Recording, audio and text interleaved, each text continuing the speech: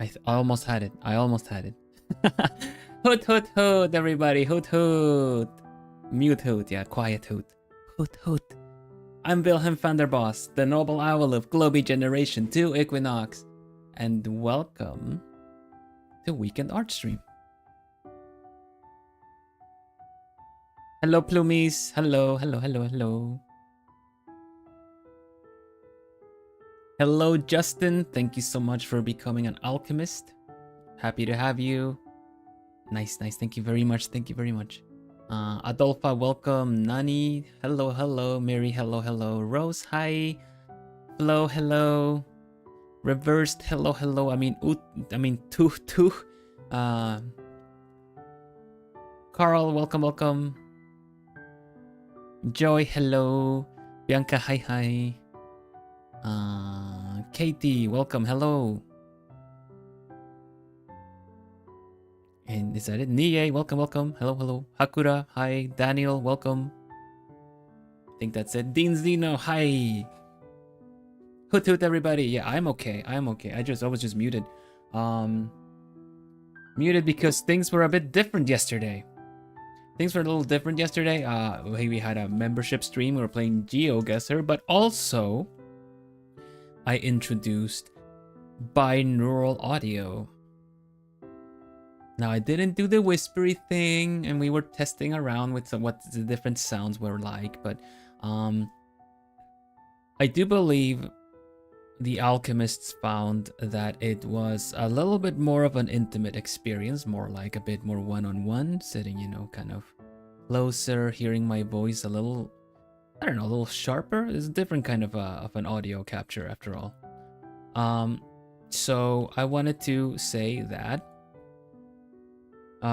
change the game, yeah. So I'm gonna be advertising it, I suppose, when I say that members streams and all the chatting things that we do for members only are gonna be binaural. Now, that's not to say the binaural is exclusive to memberships, but it's gonna be a bit less used for streams on for the usual streams, and it's definitely more for a closer chatting experience for the members. I'm glad everyone had a good time, and also that we could narrow down a little bit of what people are comfortable with and what isn't. I'm not here to decide completely what is the new thing for members. Like, the members are the ones that support the channel a bit extra. So we just want everyone to have a nice cozy time. And I think I had a good time. It was fun. Other thing that was announced, and also not only yesterday, but also on a short that went live just now, is that I will be hosting a holiday tree view. Now, what is a holiday tree view? The tree view is essentially, I encourage you to upload and post pictures of your Christmas trees or holiday trees or whatever other main decoration you might have for your holiday. You can share it on social media. We're gonna decide on some hashtags, and also you can also post it via the Globie fan Discord, so that the Plu mods can send it over to me as well. And hello, Carla. Yes, hello. Hoot hoot. So yeah, that is coming up. It is for the 23rd, Monday, the 23rd. So it's a bit more than a week for you to, first of all, get your decorations up, and second of all, send a picture in or post a picture. I think it'll be fun to do this. And of course, I'm not going to be rating your setup. We're just going to be looking at it. It's not going to be like, I'm not going to give you a grade, nor anything like that. I'm not going to be classifying you over others or anything like that. We don't do that on this channel. So, yeah. It's all, it's just for the holiday fun. Of course, I will also have a treat to prepared and show for you. Might not be a grand big one, but I'll share what I have. Oh, yeah, sound good? Yeah, I'm excited too. Generally, the Plumies are a very I don't know, I would say generous bunch, but you definitely like you know, we all like to do things together. Both as alchemists and Plumies. All trees are valid. Yes, I mean honestly, if you just have a twig in a bottle that you have put some lights on, that would just be funny to see too. So yeah, get creative or just do your usual thing. Just share in your usual home coziness. And if you don't have one this year and you had one last year, just, you know, share whatever you feel like sharing. If you had one tree that you were really proud of, post it. I think it's fine. Like, it's not like I know that this tree was like a long time ago. I would just really like to see. I would like to see. Right though, let's see what else is new. Oh yeah, the winter sale is ongoing on the store.globie.net, on the Globie store. There are some offers, and there are also been posted some merch previews, like what they actually look like when it comes to the desk calendar, the different pins, and the sticker sheets. You can definitely have a look at that now on the Globie Twitter. I found one of my your videos on your For You page. Glad I found it. Like, oh, nice, Carla. What? Do you mind if I is it Carla? Is it Karia? Wish I need to squint a bit. Hold on. Karia. Okay. Hello, Ellibird. Sorry, it looked like Carla. Yo, I'm gonna go ahead and say that we did watch Nimona. We did watch Nimona on as a member stream. I just see the display picture. But yeah, hello, welcome. The owlgorithm has blessed us for sure. I'm glad you found your way here, and thank you so much for giving me a try. Giving me a chance to be your cozy content. I'm generally a cozy gamer. I like to play life sims, you know, Stardew Valley, that kind of stuff. And I'm also an artist. Welcome, Abeliel. Abeliel.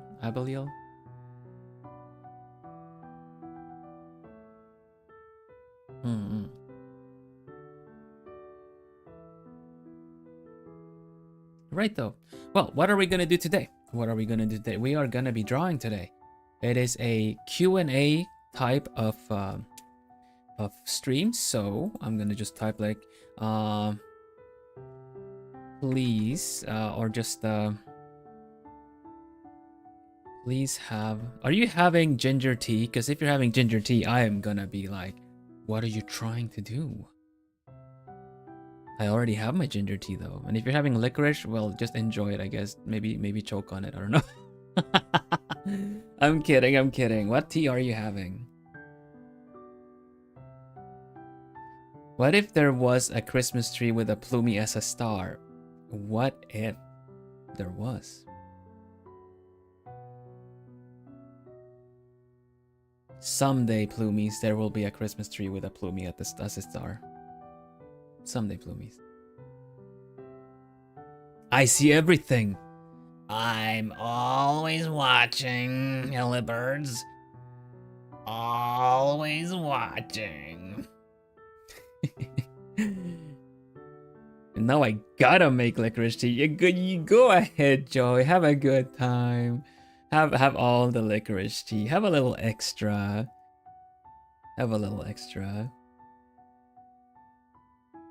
You know, have one for all of us, so we don't have to. What art do you usually draw? I've been drawing portraits, anime style art. I can do all kinds of art, really. I haven't done anything realism or anything kind of like that on the channel here. But I will say, look, I have a little bit of a preview. I've been doing portraits of my fellow gen mates and senpai and just general colleagues of Globie, as I'm part of Globie Generation 2. This is Komiyama Ambros. my brother in Equinox, our group. This is Taring Hu. My senpai, a Malayan tiger. I've also done the end card. I've also illustrated my lore video that is on the video tab on my channel. And this is the end card of it. It has a very important spot in that lore video, which I would recommend you watching because it was a lot of work to do, and I had a lot of fun illustrating the whole thing. It's us, it's you guys. It's the Plumies.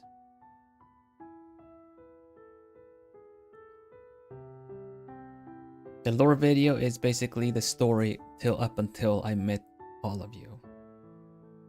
And the story is that, I mean, you should watch the lore video. I mean, it explains it. Favorite traditional medium? Ballpoint pen on post-it notes.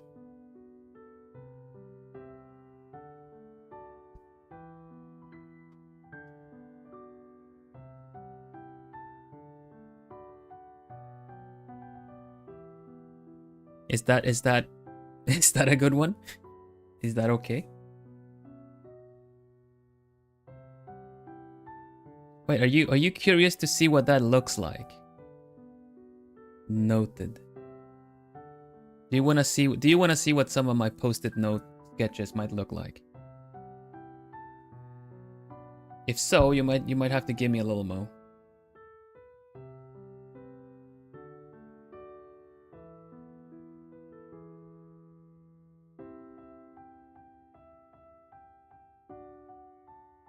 I'll take a picture. I shall be back then. Also do oh yeah, of course. Let's see some. Okay, I can't obviously look. Here, look. This is what it looks like. I have to obviously produce a picture with my magic magic portable mirror, and then make sure that it's all good. Yeah, this is good enough. Let me. Whoa, that was me. Let me get it over to show you guys. And then we can get started on the art. We're gonna be drawing Kohaku today. We're gonna continue on Kohaku. There's been a little changes in the anatomy, the pose and everything to make it look a little bit more interesting. And then we're gonna work it out with lighting and all the extra stuff. It's always fun to take the selfie scare. No, it was my short that went out just now. Me going hoot hoot hoot, happy seasonal greetings. Yeah. If you haven't seen it, it's on my channel now. It talks about what we're gonna do over the holidays. はい、ちょっと待ってね。Post. Okay, I can show you guys now. I should be able to show you with this. Sorry, it was not ready. But yeah, I do like to use a nice ballpoint pen. Usually a very basic ballpoint pen because they're usually the best ones. It's the kind of ballpoint pen, not the gel pen, not the really dark inked one. I have used one in one of these sketches though. But okay, this got very weird. I think I need to clean my magic mirror a little bit. But here's I guess I can still show you guys this. Hold on. But yeah, the very basic ballpoint pens, the kind of almost one-time use ballpoint pens, right? There are some that have very good that you can sketch very lightly with. You know? That you can almost actually do a light sketch with, and then you just you push a little harder with it. The pilot ballpoints are the best to use. I agree. I totally agree. Not for writing. I really dislike writing with those. I have specific like what is that? I have like well, I now have a fountain pen that was given by you guys, but I do have some gel ink pens to kind of I would rather write with. Hello Liz, we're gonna have a look at my traditional, like someone like Illibert asked what what my favorite art medium, like traditional art medium is. So we're gonna, I figured I would show you guys really. I'll show you the actual ones on the next hand cam stream if you want. But for now I just took a picture. Let me have a look, see. Kohaku. Kohaku. And this one, is it the sketch? Yeah, there we go. Okay, let's go to the art scene. Okay, here we go. And we still have the, I see we still have the art challenge, right? There we go. All right, there we go.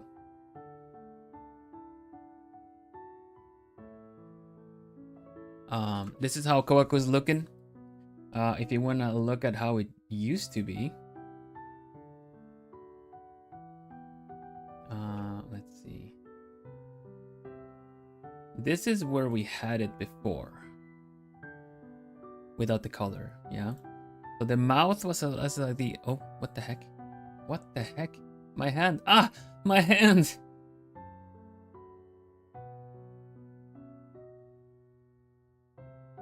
Wow, there we go. Oof, we're back. Jeez, goodness. Okay. Okay. Right. The face needed a little bit better shape. The shoulder is kind of, what is this? It's so round. So basically, I feel like, okay, so it's a nice, like, you know, photo, normal photo. Sure, I'm happy enough with how it is, but it's missing a little bit. You know, it's missing a little extra stuff. So what we did, oh right, we're also gonna put up the other music as well. Okay, give me a mo.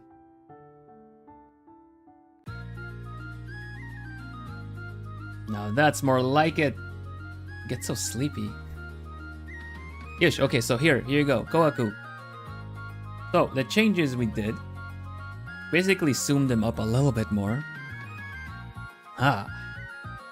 Yeah. And the face got a little bit more like squinting one eye. Oh, it's loud too. Gosh.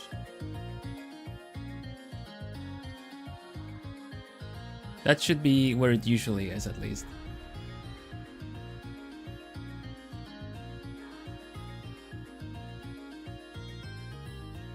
Is this better? Lower. Okay, thank you. So with these other changes we did, also change the angle of the shoulders to really show stronger shoulders rather than the whole kind of hunched ones. Is the stream still live? The stream's still live. I'm getting error messages.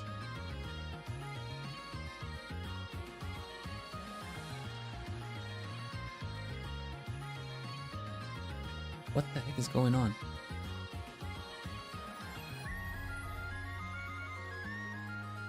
All right. Okay, we'll see. Hello, Dango. Welcome. Vest looks a bit more three-dimensional. Yeah, exactly. It's just popping up a little bit more with the shading and everything too. So the things we need to do is gonna finish his jewelry. I'm gonna put some details on his arm, and then we're gonna fix up some lighting effects and stuff. Right, but you guys asked me if my favorite traditional art medium, yeah? So, here's some sketches. There you go. Post-it notes. The longer kinds.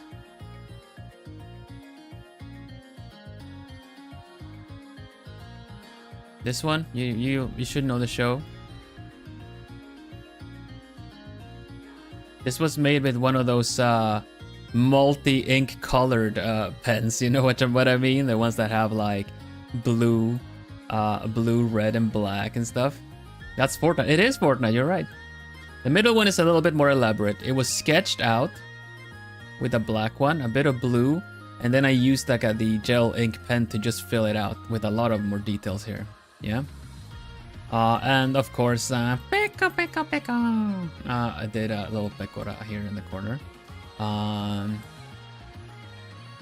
But yeah, no sketching, no pencil involved. This is all just ballpoints, and I see some errors. You know, the eye are not aligned properly. But generally, this is such good practice. This is such good practice because it kind of teaches you to kind of plan out a picture better. You can kind of see the first circle I did to indicate. You see that? You see that little line there? But it's very light. I pressed very lightly on that one. So yeah, this is like traditional stuff, the kind of stuff that I would just gonna do for fun. I love having a little how do you say that, pad of post-it notes alongside like my journal or something like that, and just sketch and then kind of just like flip. A lot of not a lot, but some of the pictures I've done on stream also have a kind of a sketch base. Hello Oma, welcome. So there you go. This is it's kind of the kind of stuff I will just sketch when I'm just, you know.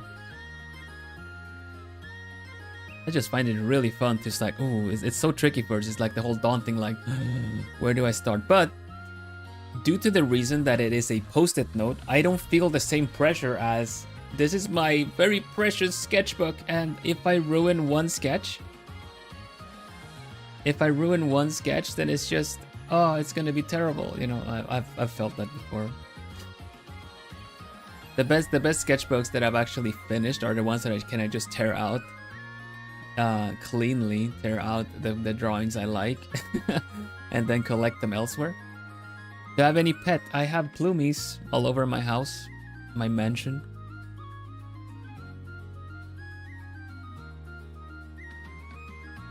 I've so many times I've just tried to go at it. I've even just done ballpoint sketching on sketchbooks, but there's something about the first sketch you make in a sketchbook sets the tone.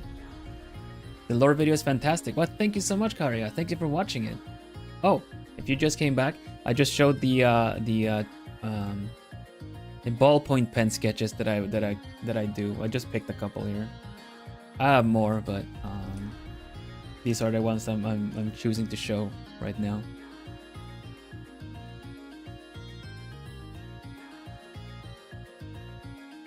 Thank you very much. Thank you for watching it. I really appreciate it. It was really fun to do. A lot of work too.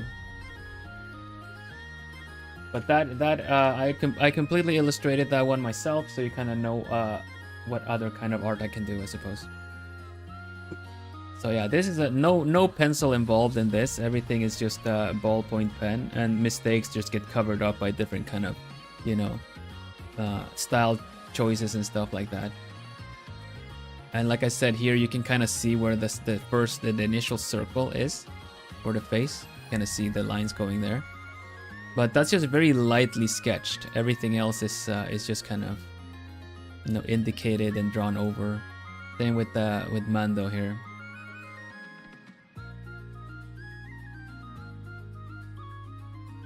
I can draw you warm, or I can draw you cold. Okay, I'm gonna make tea now. You talk all this talk about ginger tea with honey and stuff. I'm also gonna have some. Thank you very much. I'm glad you like it. Yeah, I have a hard time sketching digital actually. I don't get the same overview as I do if I do it on pencil and paper. But I'm also the kind of artist that if I'm gonna draw digital, I want it to feel digital. Adora, welcome. Hello. Best of luck for today. You got a debut coming up, don't you? But yeah, it's a ginger tea kind of time of the year for sure.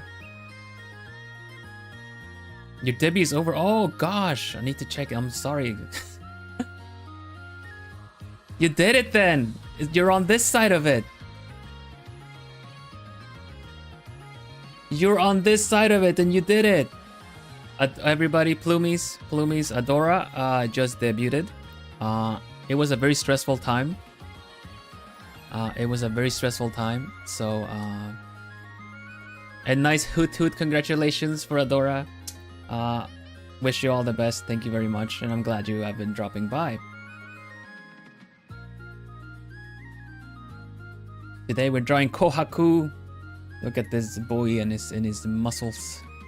Some changes have been done to this. Of course, all the best. I hope things go well. Art looks great already. Thank you. I was showing some traditional art. I can just show a little bit quick now. This is someone asked me what my favorite traditional medium was, and I just said ballpoint pen on post-it notes. And here are some of the quick pictures I just picked out now to show. This is the kind of stuff I would do if I'm out and about, and I just always carry a little like, how do you say that? A little bundle of post-it notes in the back of my journal, so it's kind of easy to just access. But anyway, we need to get some work done. Not that we really need to rush anything, because it is weekend art stream. If you have any art related questions, oh, it's still loud. Goodness. We just want it to be in the background, so let's just bring it down a bit. If you have any art related questions, feel free to ask. I'll try to answer as best as I can, and also give some practical examples. And pin that. Thank you very much. Is it YouTube usually go live on that? Yes, I am a YouTube streamer. Right though. So we did some changes to Kohaku. We do a little recap. This was where we left off. I was changing like the mouth. I was happy with this expression, but something felt very stock photo about this. You know, it's just kind of stale, standing, posing for a picture. This would make a nice picture, just a photo, but we're trying to do it a little bit more interesting, right? So we've angled it a bit. Got the whole thing a little bit more angled. And we are just gonna work on this starting now. Right, so Kohaku, what is your reference? There we go. Kohaku has so many beautiful details on him. If you don't know who Kohaku is my brother in Equinox. Changing the angle. Yes, that's why it's the Dutch angle, isn't it? Kohaku is my brother in Equinox. Debuted alongside myself, Vance, and Ambrose. And he's a prime yapper. He wouldn't say that he is, but give him a game to keep himself busy with, and he will just tell you all kinds of fun stories. He's a really nice guy, really considerate guy too. I like Kohaku. He's also the only person I allow to call you guys Hooters.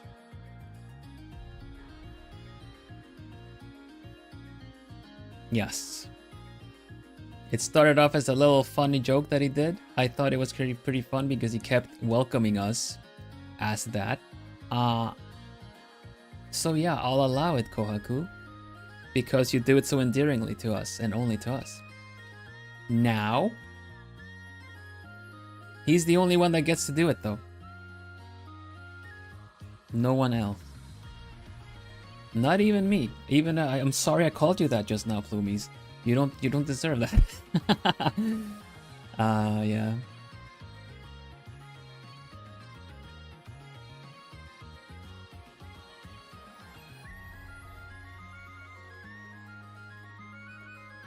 We're gonna do some details on his jewelry, and we're gonna just get some colors into this. I think the hair is plenty colored. And we're gonna have a look at this. You guys, like, at one point we rated him, right? We rated Kohaku, and he was all like, really focused on his game of Apex, and you could tell that he was really focused because he called us plumies. He called us plumies. I'm like, are you okay, buddy? Are you all right?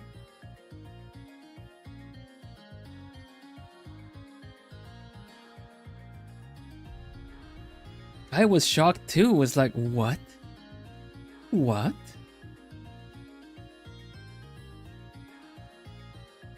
It's like leaving lasagna out for Garfield and the cat not eating it. You know what I mean? It's like, are you okay? Do I need to call like paramedics or something?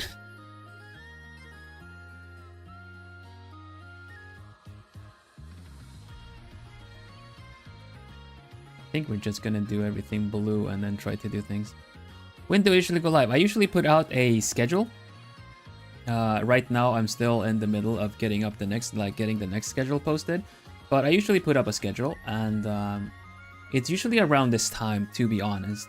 This is around the time I will go live on Mondays, Wednesdays, and Saturdays. And then, 4 hours from now, in the evening for me, because I'm in Europe, I will do Thursdays and member streams on Fridays. The schedule looks like this, but this is the end of the schedule. Look here, see? This is what the schedule kind of looked like. This was this week's schedule. I put Eastern Standard Time in there, and I put Japanese time as well for anyone that is in Asia or in America. And yeah, that is what the schedule looks like. Let's see, let's go back to art. Hello, Lysander, welcome, welcome.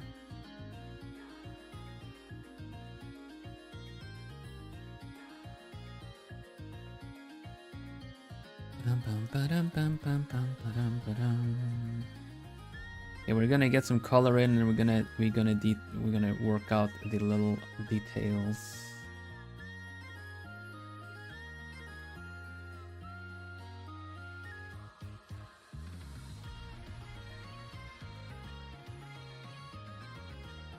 Thank you for the Asian. Yeah, it was the one. It kind of makes sense since, you know, the company I'm under is Japanese. I figured I would just have Japanese there, but it would also kind of be something to how do you say, a point of reference, a different point of reference.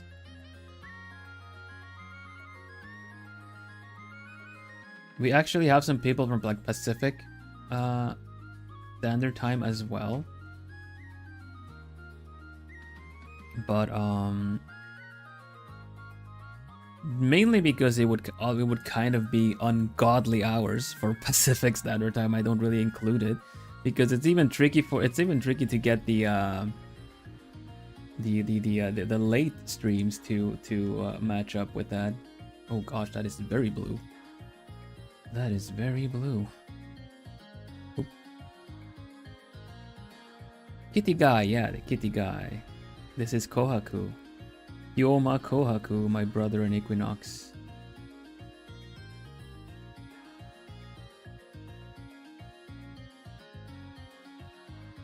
I used to call them specific things. My like Kohaku was my homie in Equinox. Vance is my man Vance, you know, my man Vance, my boy Ambrose, my homie Ko. But I just call them all my brothers now. Pacific time, so that'd be me. Exactly. It's tricky for you to catch the streams. Okay, let's see. Make it a little brighter.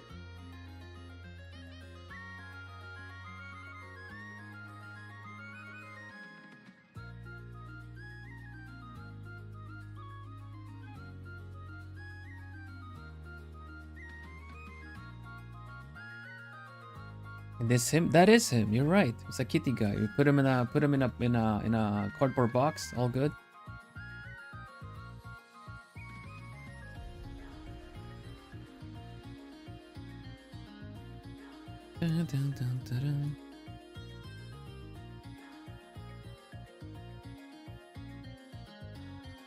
That is not how it works.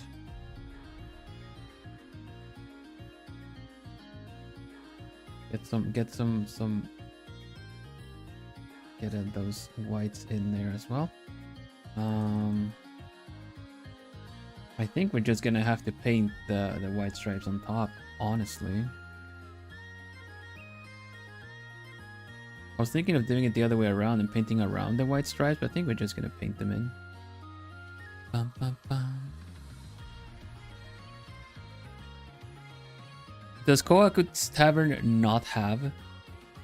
Does he not have a name?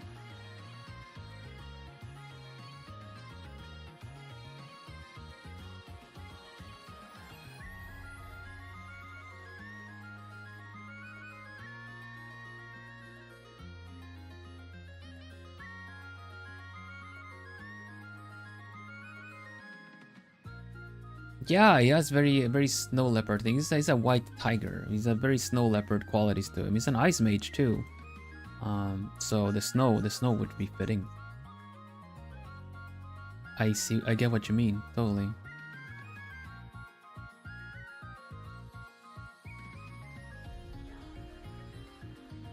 The tavern.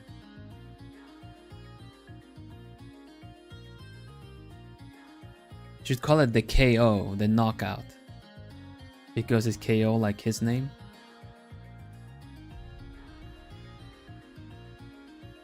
That just reminds me of one of the silly things when I can get competitive when it comes to like fighting games and stuff. Oh no, I'm gonna be showing a competitive side of me. No! Oh my gosh, this I hope I don't end up regretting this. But in competition,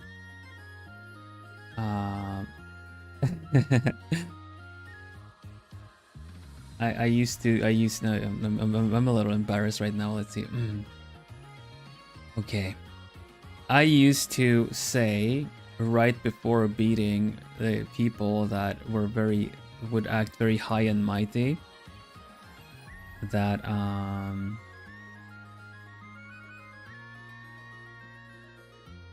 like okay, yeah, Toxicville. I do get competitive. You're right. Okay, so context. I need to give context. Cow in Swedish, because you know Swedish is my first language.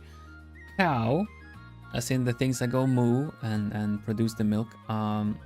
You spell that K-O, ku, or ko, but you pronounce it ku. And that is cow.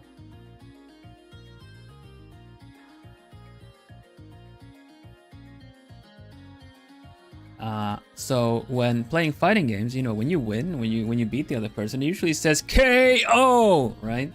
So it tends to kind of be like, hey, how do you spell cow in Swedish? How do you spell cow? And then do the final move, you know, and it goes like KO. Okay, yeah, that's sparingly Powell moment, I guess.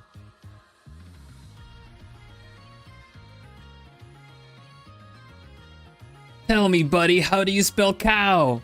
Hadouken! KO! Yeah.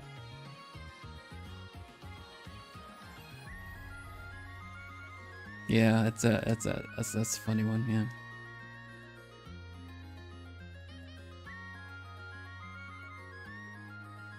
It's pretty great. I'm pretty proud of that one. Pretty great. Terrible, but great. But yeah, no one get too much on Ko's case about that. His name means cow in Swedish. If he ever goes to Sweden, he will find out the hard way. But I think he wouldn't mind because they might serve him milk or something.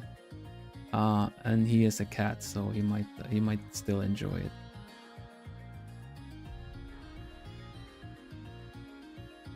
Honestly, that's not hard to imagine. Really? What? Excuse me?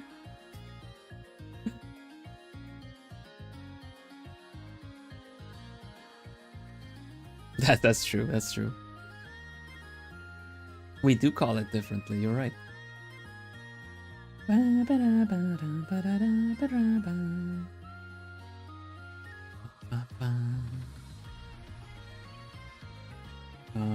Let's see.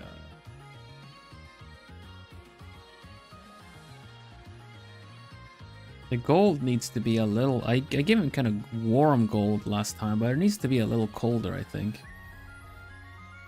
The necklace thingy here, yes, and here as well. There's one missing there. Even the chest bits are not drawn properly. I put color down way too early. Way too early.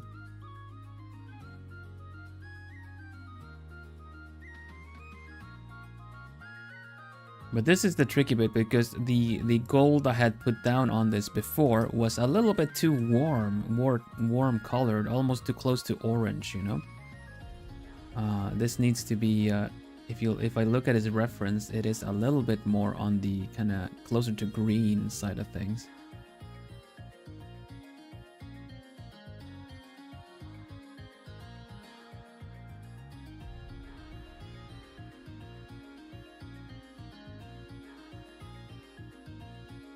But I've already like merged all of this.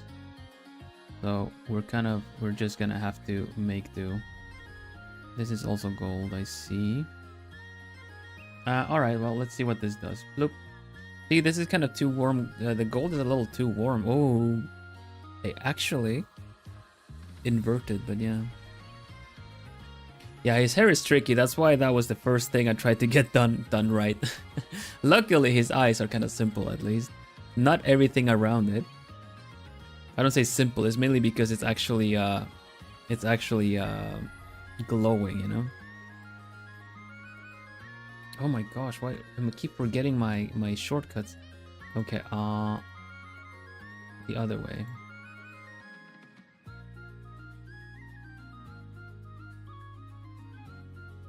It needs to match him though. It's probably I'm probably gonna keep it something like that anyway. Something like this.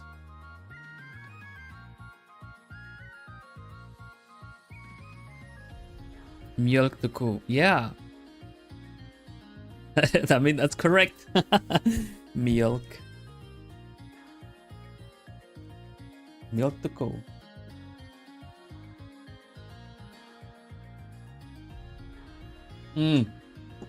This tea is sublime.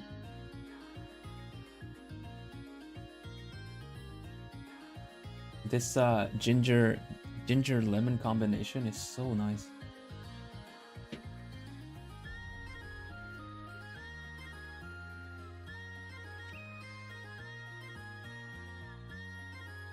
Also has some green apple in it, which is just like, oh, yum. Okay. Gold. We were talking gold. I'm not putting his cape on him for this because I want to be able to show off his muscles. The cape would cover a lot of it. But he does still have markings on his arm that I can still draw in and everything, yeah.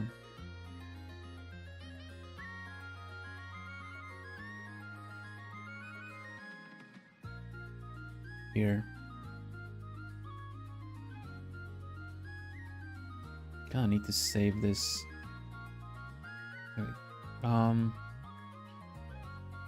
Yeah, alright, I guess we can just do the thing.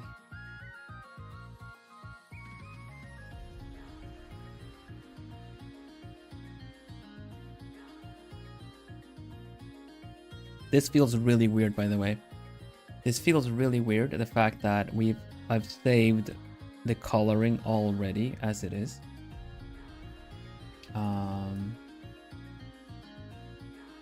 Because it gives very little chances to do anything with it, really.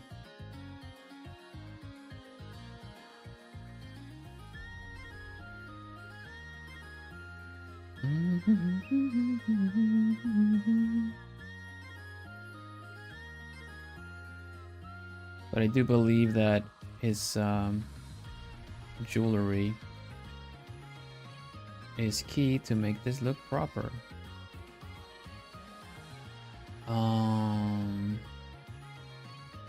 This and let's see, not that one, that one.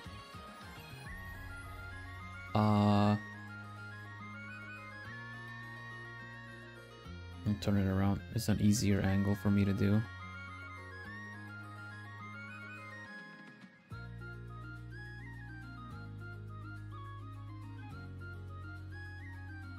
Like that, I guess.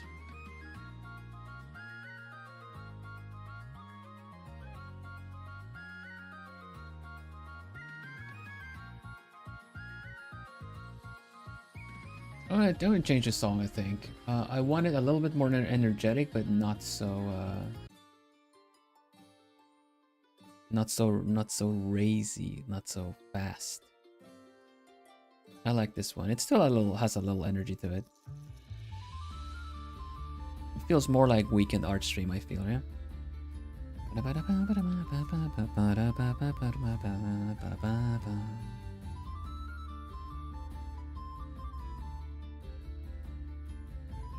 Oops. Yeah, this one is nice. It's much nicer.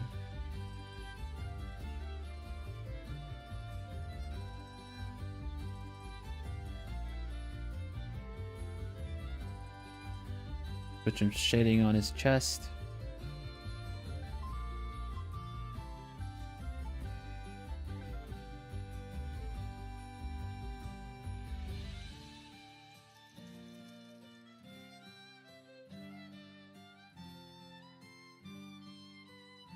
These are rings, they're not coins. I got it completely wrong too.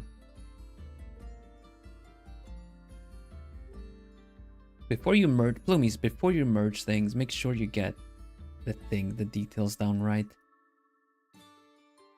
Especially if you're gonna take like multiple weeks of a break from a picture.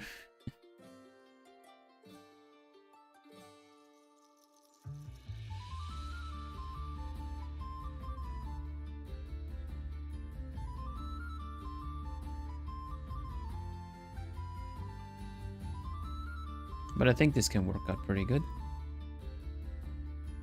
Post effects are gonna help a lot of this, though. You guys know. We've done the pause challenge prior, yeah. You know that post effects can do a lot. Shouldn't be completely relied on.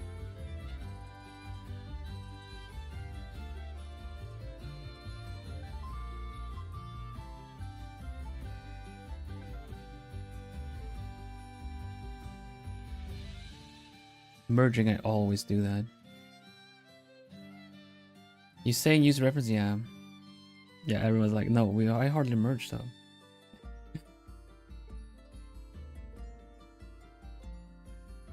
That's smart. If you can keep track of your layers, that is smart.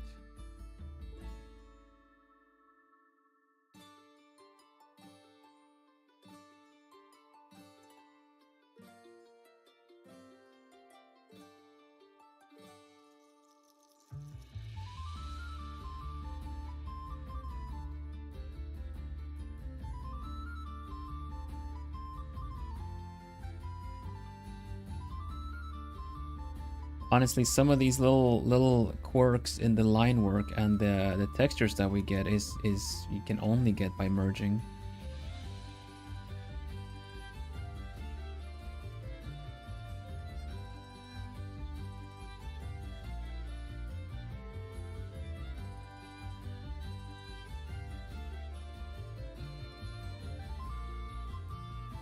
And some of the clean lines that you see from art, you can generally get much better by not merging.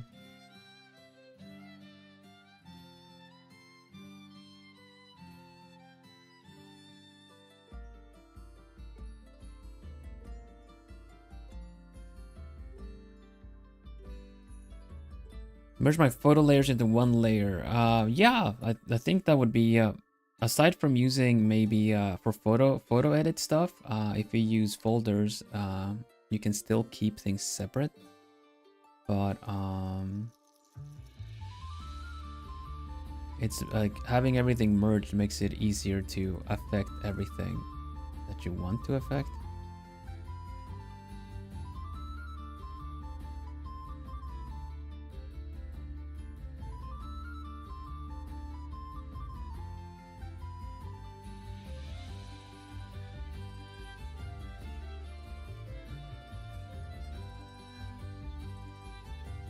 Yeah, it is faster, but it really it does take a bit more of it is a bit more of a challenge to get it nice and clean.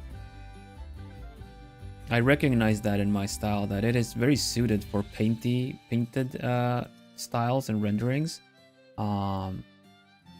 but it is not really suited for really nice sharp line work. I can get there, but it's just a lot of extra work to do. It's really fun, like when you incorporate different kinds of techniques like this into your own work. So, you know, there's no wrong way. It's a commitment, yeah, definitely.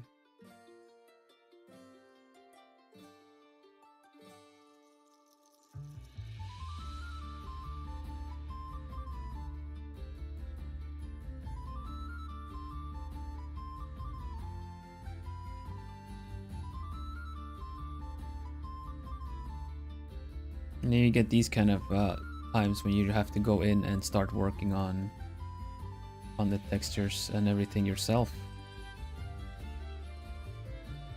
It's also a lot about how used you are to working in a certain way. Because if you are comfortable with your art style and you're in your process and everything, you'll get to a point where you're like, yeah, I can trust in this happening. You saw a little bit of that when I was getting really excited about the last art challenge that we did. It's like, oh yeah, I can see the ending. I see it. It's within reach. I just have to do the last steps, and I know the steps to do. So those are the parts where I feel confident in my picture and my technique in art. That yes, I know where we're headed. For me, that's a really exciting time of a picture. Is how when you start, you're narrowing every possibility down with a picture. When you start with a clean canvas, when you start with like a white or whichever color you have, when you start with an empty canvas, the first line is infinite possibilities. Then you put a line down, and you've already shrunk infinity to millions. And with the next stroke and the next line towards your vision that you have in mind, the more you put into it, the more you're narrowing it down. That there are less branching paths.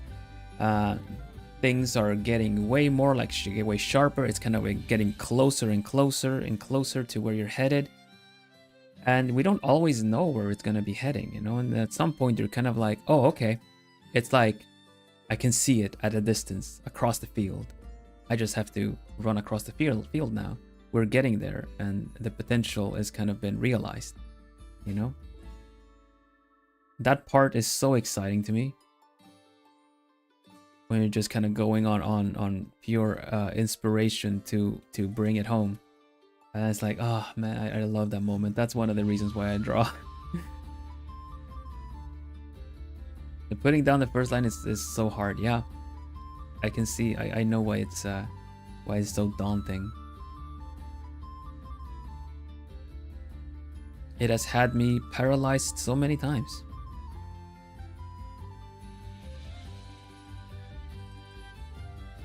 But that's also one of the things you can learn to get over, so to say.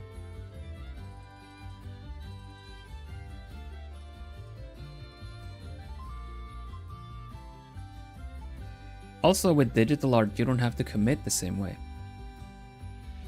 It might feel like I'm committing by merging layers and everything like that. It does feel, it's probably like if you're not used to merging layers, it might feel very scary to just like, all right, well, these 30 layers, just merge them flat and continue working from there. It's like, but my safety net, you know. But how often do you actually go back and change any knots on that safety net? In the beginning, probably a lot of times. In the beginning, like when you're starting off, finding your footing, finding your comfort. The first couple of trapeze jumps, the first couple of jumps, or you know, walking the rope, you probably, you know, use the safety net a lot.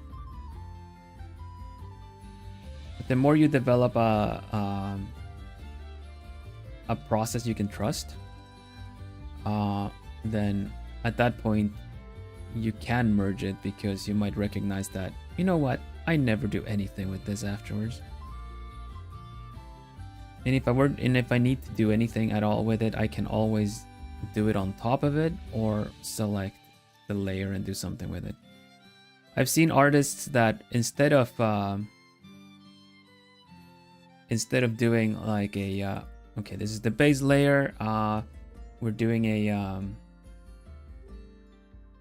like a line art layer as well. Like we got instead of having their base layers and then doing a separate shading layer and then a separate shine layer.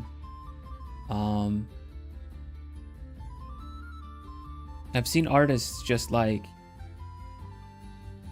use the same layer of the base and then just shade right into that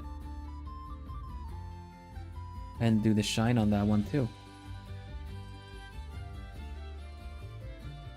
And because they just notice they never go back to changing any of that. And if it's like, this doesn't look good, they can just do this and try again. Because for them at that point, you only ever change either the whole thing or nothing at all. Of course, if you're doing commissions, it's just smart to keep layers, because it's not so much that you wouldn't change it, but your client might want to change it. So then it's more like you kind of cover for any eventualities that you might have to redo things. Because it's a little bit less on your own judgment and more so what other people want, you know?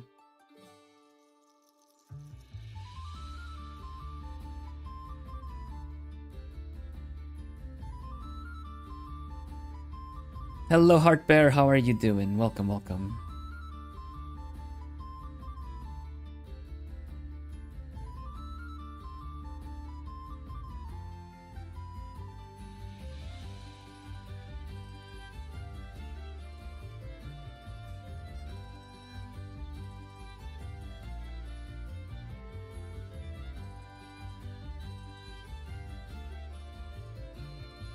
That kind of, I guess that kind of philosophy is what fueled me to, because I would usually use a mechanical pencil on paper, but it would always bother me that you know, like the either my hand would smudge the graphite, the lines, stuff like that if you're trying to do a bigger picture. But the ballpoint on post-it or like sticky note paper feels so much less, there's just less pressure on it. And it's kind of like, it started off as me doing that to get a facial expression that I want, and then only do the face and then import that into doing the rest on digital. So it was just this kind of, I find it easier to sketch a specific expression. It goes faster if I do it with pencil. Into, well, you know, we can probably, I don't mind, let me just sketch something up. I feel like drawing, so let me draw. Kind of a feeling.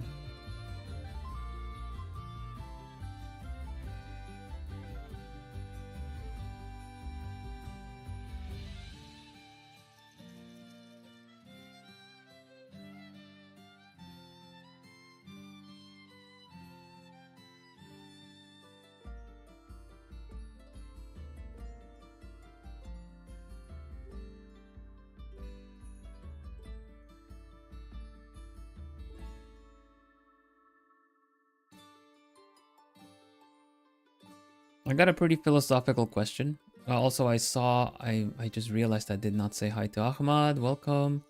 I saw it before. My mind registered it. I didn't say anything. I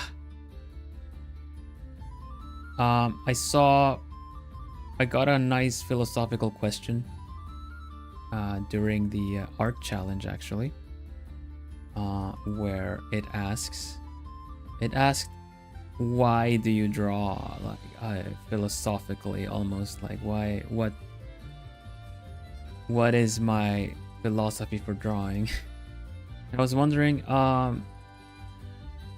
wait, like, why do I draw? How do I draw? How do I approach a picture? And it was just very much in general, what drives you to draw. I thought it was really interesting, to the point where I'm still thinking about it in a way.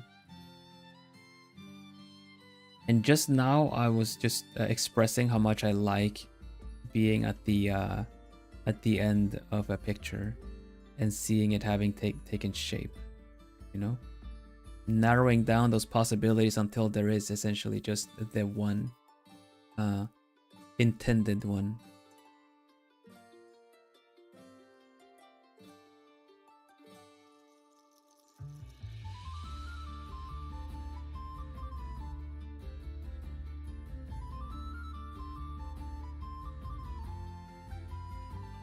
Before going one layer, before going to fewer layers and getting a bit more of a rendered art style, I used to do sketching and line arting and things like that. But after the base color and shading, I would paint over it to get these kind of lines. I would paint over the whole picture, and then I would get this really nice feeling whenever I would just hide the line art layer and it would just look the same. Like, okay, I managed to make everything look a specific way that I wanted it to.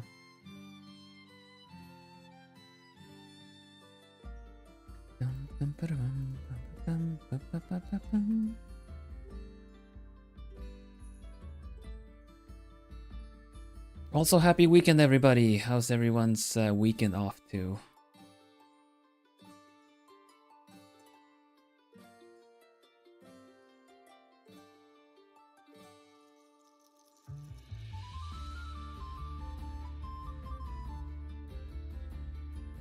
You slept in too long. A bit crazy, goodness. I need some rest. All days out of whack. No.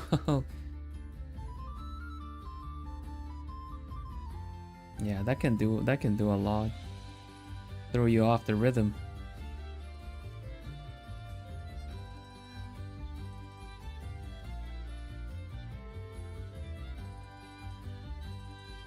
You woke up at 456. Yo, that's a pretty good number.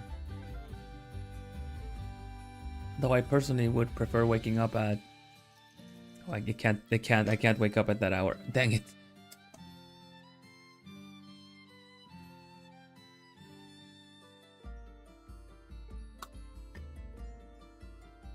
You're off your groove? Oh no!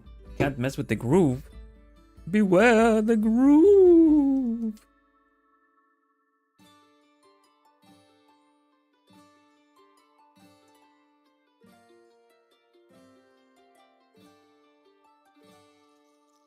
What do they say? What do they say in the Dutch one? Is this just style? I forget what they say. I've seen the Emperor's New Groove in Dutch, but I don't remember all the things. Juist, de vergift. Vergift voor Cusco's. Cusco's vergift. Hello, Nani. Welcome, welcome. Happy weekend. How are you doing?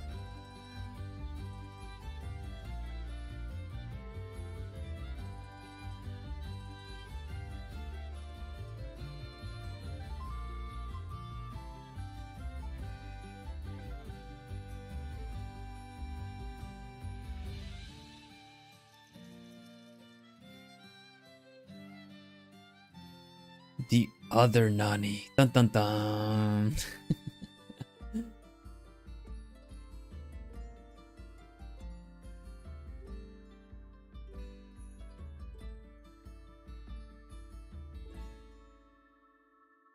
An hour drive.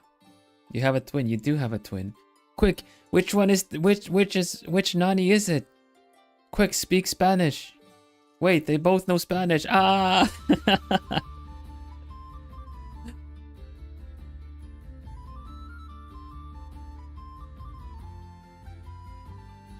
The older twin. The older twin. That would be funny. I'm the older twin by like 5 years. Huh? But yeah.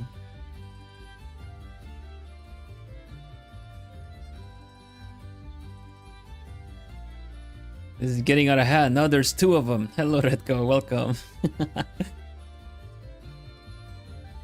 This is one of my genmates. Exactly. This is Kohaku. Hyoma Kohaku, my brother in Equinox. We raid him at times. He's a very nice guy.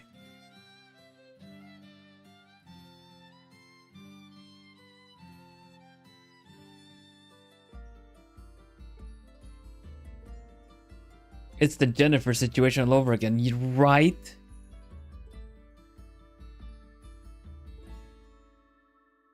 How will we know? They'll know, but how would they know?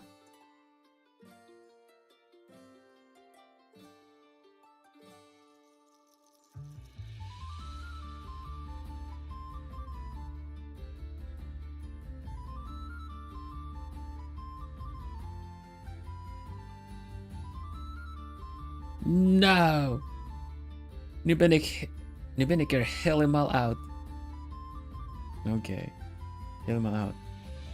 Sorry!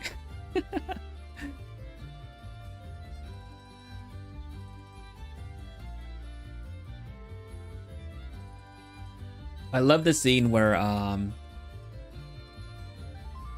I love the scene where they're at the restaurant and they start ordering different things.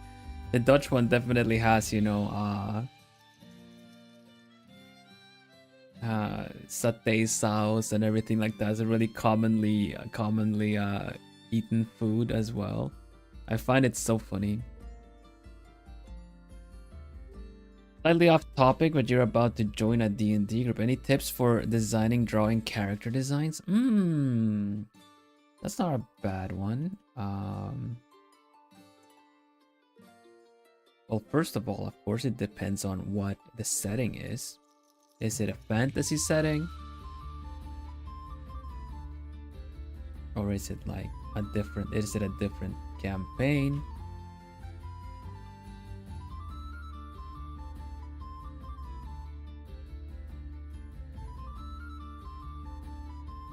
Best way to probably to narrow down what your character might look like is not doing the full character in one go.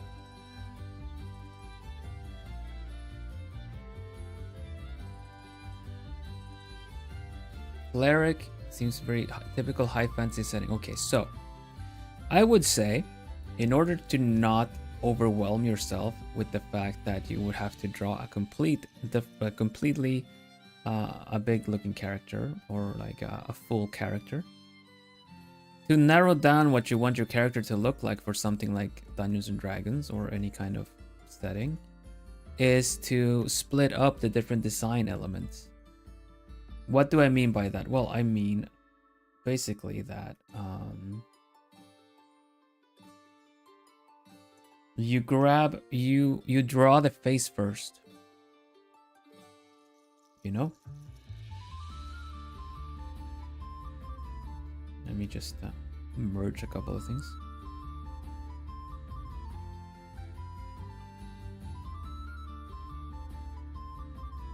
Okay. So I think this is a really good angle to do, but you might do share if you have different ones. When you're gonna design your own character, I would say do the if you're gonna do a full character with clothes and equipment and everything, do the equipment and things like that separately and just focus on the face of the character.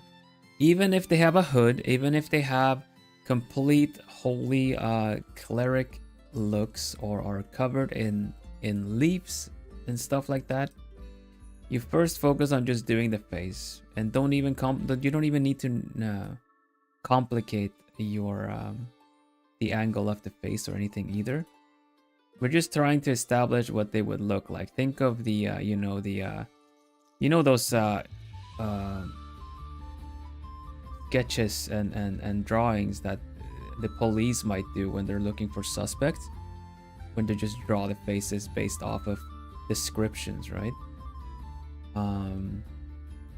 Think of it of approaching it similar to that, right? You kind of want to narrow down the different aspects of a character first, because trying to make up the different elements of a character while you are like drawing them is a little bit it's quite difficult, even for the best of people. Usually you kind of want your references done first before you start doing the grand picture of said character, you know?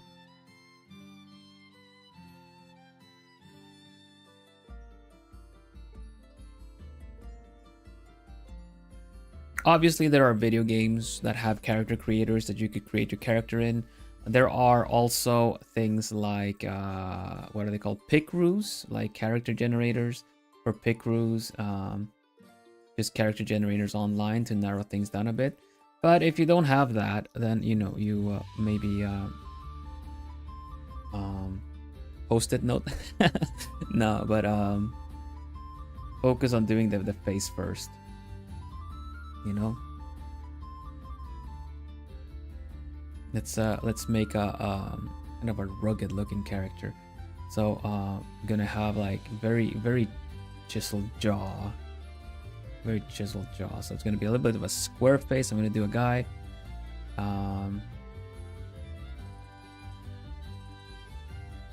Small eyes.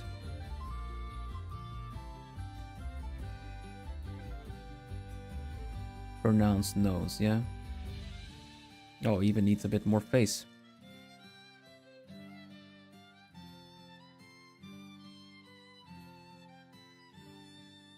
Something like that, yeah. Long face. Hey, Philly, welcome. I'm just using Clip Studio, right? And then I'm just gonna give really like pronounced face here. Yeah. How are you doing, Philly? Am I saying it right, Philly?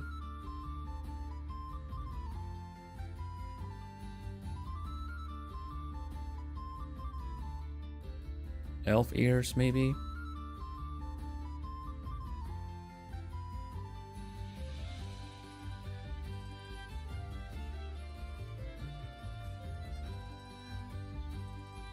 How are you? I'm doing pretty good, thank you. I'm drawing my Genmate Co. Oh, those are my sketches. There you go. Drawing my Genmate Co right now. So like we'll start working on this first, like the face, I guess, and I don't know what kind of hair someone like this would have. But let's say they're like a ranger and they do a mohawk instead.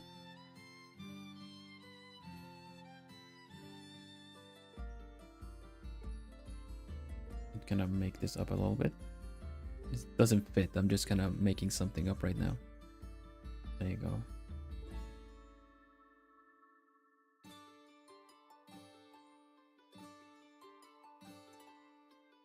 And okay, so that's like the face, right? You got the face figured out.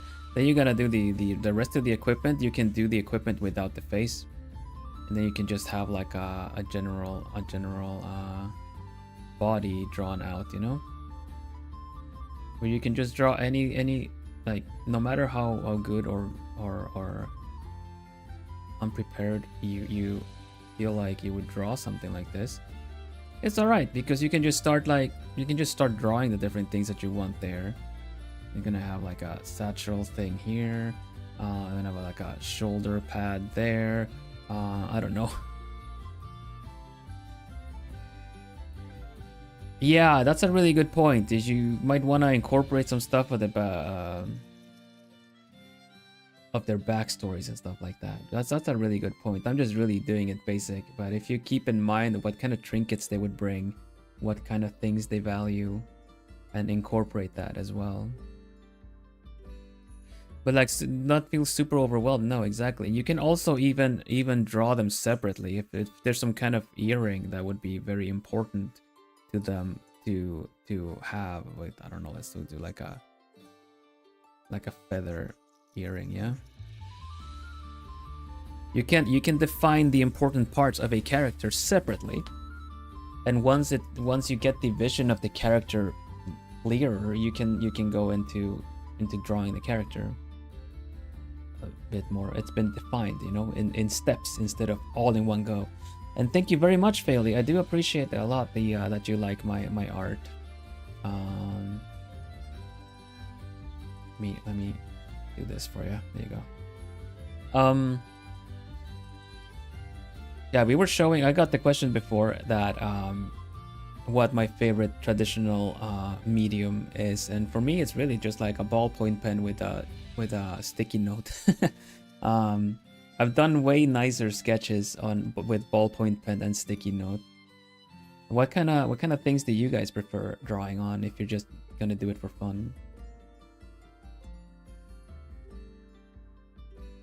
I'm assuming you draw as well then, Failey? I think I've seen some stuff.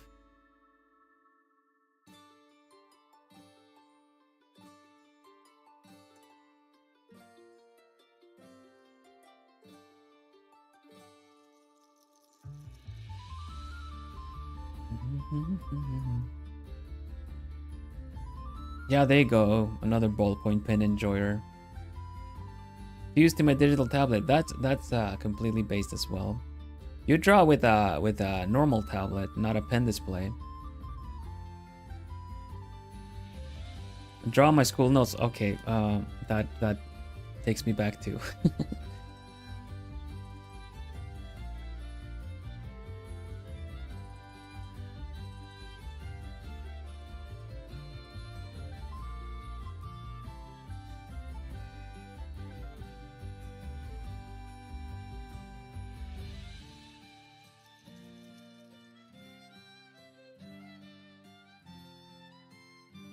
Like drawing flowers or dresses to look like flowers. That's really cool.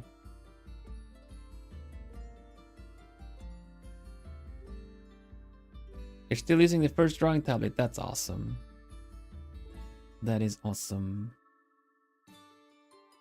Here is there's some ballpoint pen sketches I took a picture of as we were talking about it when I started the stream. These are the kind of longer sticky notes. And sometimes it's just like something like this. Or a bit, sometimes I go all out and fill out the whole page. I don't even do that for normal sketchbooks.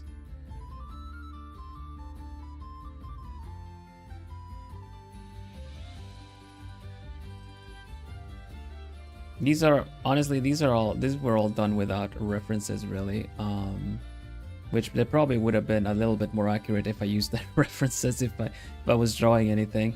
The middle and the right, like pecora is pecora, but the middle one I just was drawing as I was.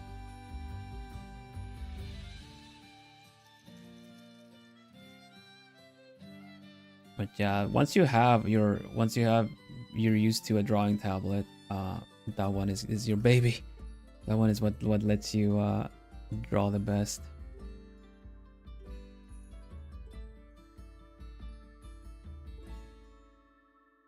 I had an older drawing tablet once. It broke down, and so I took it a second opportunity to get a newer one. The newer one, despite all the nice reviews and everything, still felt off. It wasn't. It did not. It's so strange. It did not do the thing I needed it to do.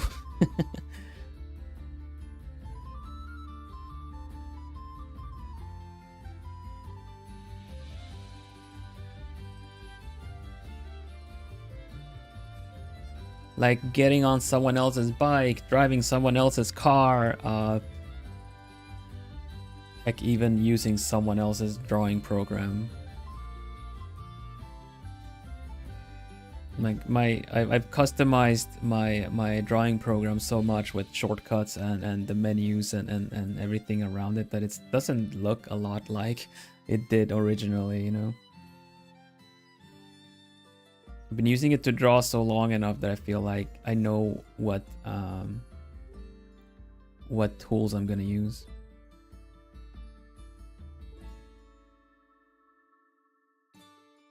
Give Brody a cape.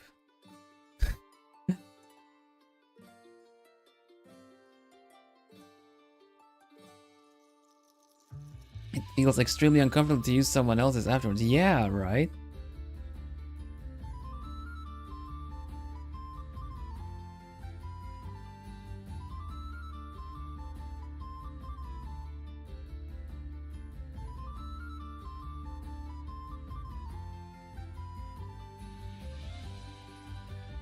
This guy is Kohaku Hyoma. He's my gen mate in Globie Generation 2. Hello Malachi, welcome.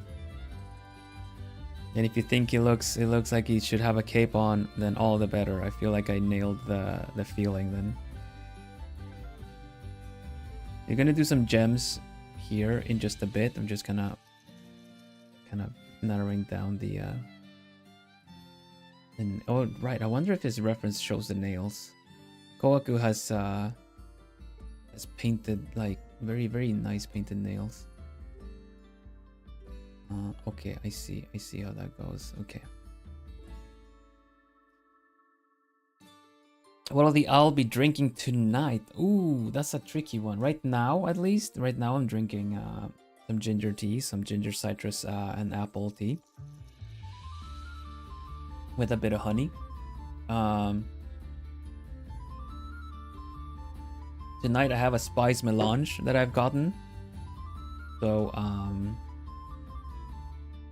Malachi? Malachi?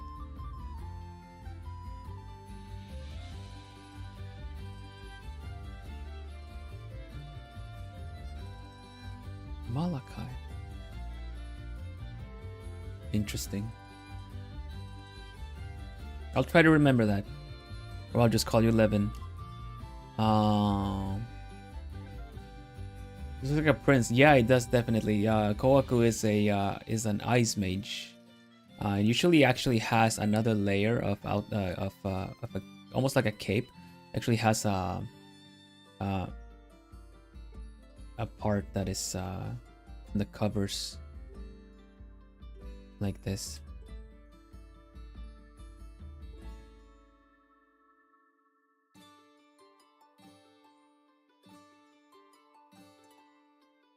The hand looks really tiny. We need to fix that too. Ko is known for having big hands. After all, maybe we should actually increase the size on this hand.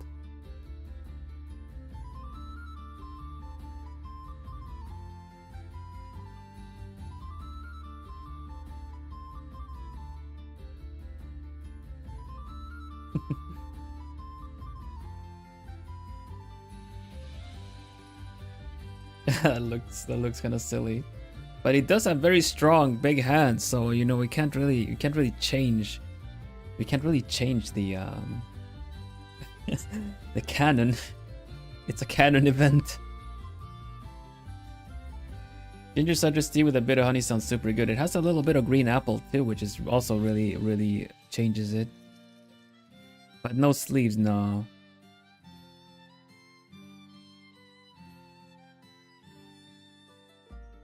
He's just cool like that.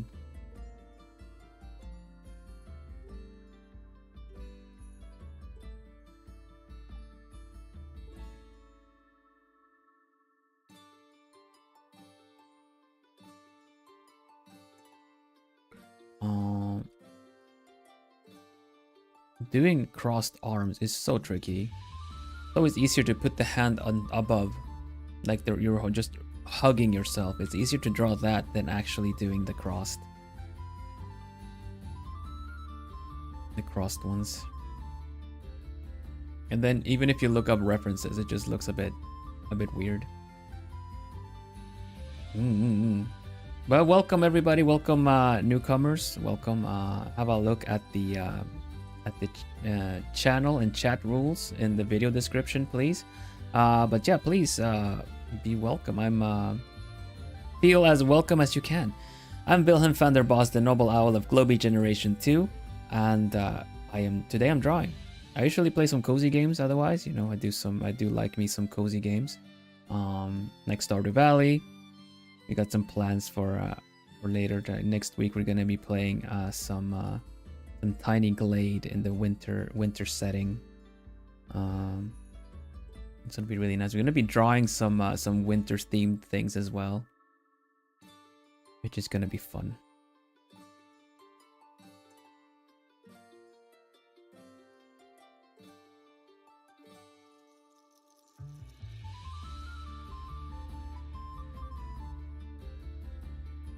I missed that. Like, yeah. So I gotta run, but of course, Fairly, of course. Thanks so much for dropping by. I really appreciate it. Looking forward to more Tiny Glages. I want to play a certain Scandinavian adventure game, winter adventure game called Röki.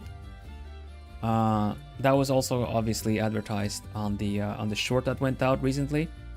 That I want to play Röki, but we might. It might not be next week. If everything with permissions and everything works out, I'll play it next week. If not, then we'll push it for, you know, later.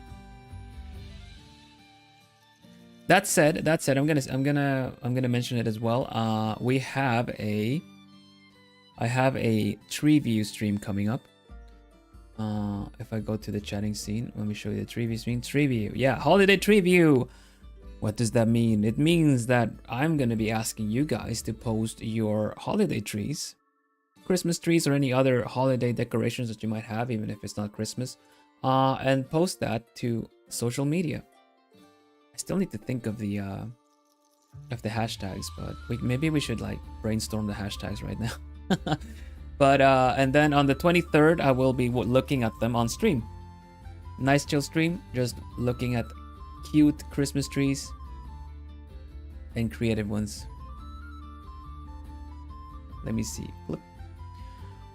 Do you have any tips on how to keep drawing, keep doing the things you love despite all years of hardships? If I'm assuming the hardships have gone out over the things that you like.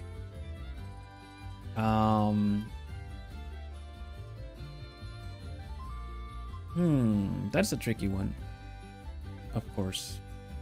But ultimately, it's you need to kind of find joy in what you're doing when it comes to drawing, when it comes to anything that you're doing out of passion. It's very easy to get a little bit lost in why you're doing it, especially when you start maybe getting traction or getting some attention, and then suddenly the attention goes away. Try to find your way back. Ask yourself why you're doing it to begin with. Yeah, maybe take a break as well. If you are, I've not been in the best of moods to draw always and forever. I love drawing, but I've also taken quite long hiatuses from drawing because it stopped being fun. It stopped being fun because I was putting too much pressure on myself. Or like the Swedes, we like from Sweden would say call it something like performance anxiety, you know, like prestige anxiety, where you start putting pressure on yourself to always one up yourself and be better and constantly. But at some point, and yeah, initially improvement comes fast because you're learning, and every time you do something new, you will feel the whole like, man, I'm leveled up, man. I'm leveled up. I feel so good, you know. But at some point, just like any other, just like in games, the experience grind just slows down. You need to go to different areas to find better experience, and then it stops being as fun, you know. It's like plateauing when you're working out or when you're you know, getting fit and everything like that. Is the inspiration. If you're very inspirationally driven, then you're putting a lot of pressure and inspiration to come to you. You know, I'm not gonna be standing here saying I don't believe in art block. Of course I believe in art block. I've suffered art block. But because of that, it's also led me to try to perceive art block as this kind of, not this one entity, but different things in me being blocked. You know, I try to identify it as if it is a motivational block, if it is an inspirational block, or if it is can't remember what the third one I would say is. Inspirational, motivational, or if it's just straight up just tired. But yeah, out of the two of those, you know, out of inspirational or motivational block,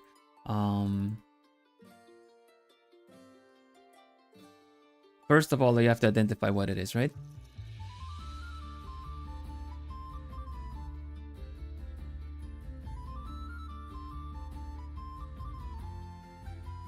And if it is inspirational, technical, I guess so. Yeah, technical block, it's a good ability, skill block, definitely. So if you're feeling motivated but not inspired, like you want to draw but you're not inspired, then you can do things like a specific project, or try to just do studies, or consume and learn, or read your read up on your art theory. You can learn, you can improve your artistic ability by reading and understanding why things work the way they do. Lighting, you can read about it. Art challenge, yeah, there's art challenges, but yeah, it's also kind of like, sometimes you might have the whole thing of you're hungry, but you also don't feel like things, you know what I mean? You kind of want to eat something, but you have a specific, I don't know what I want really, kind of a thing. That also happens with art, right? But you're able to, you can seek out tutorials, you can seek out knowledge that will boost your ability, and you don't have to do things like, I'm gonna sketch every day, I'm gonna or whatever, I'm not gonna improve unless I sketch every day. No, nonsense. You can improve without doing like very straightforward, quote unquote boring studies and things like that. Will you improve as fast as if you sat down and actually did a specific study? If you struggle with hands, if you didn't sit down and draw hands, probably not, but you would be improving regardless. You know?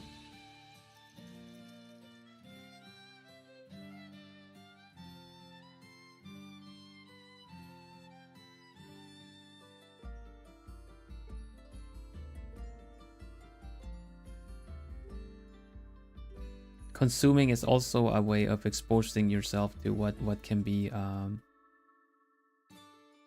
achieved. Inspiration.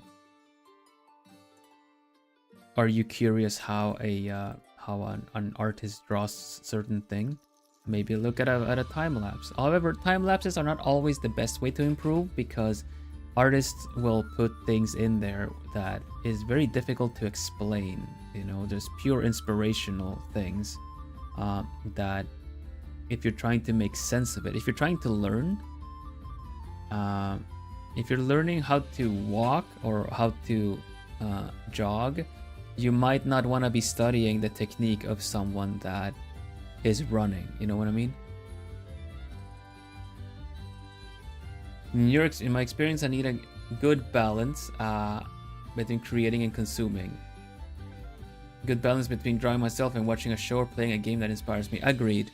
If I've been in the position where I've been just kind of pressuring myself to, I need to get better, I need to do this, there's no time for anything else.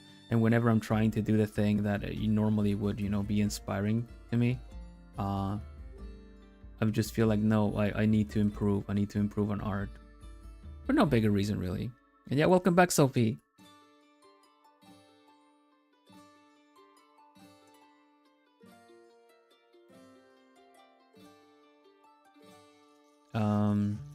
So yeah, there's many different ways of tackling about it. There are also some motivational videos saying that, you know, I never feel art block because I can just do things. Yeah, Yeah, if you're working on a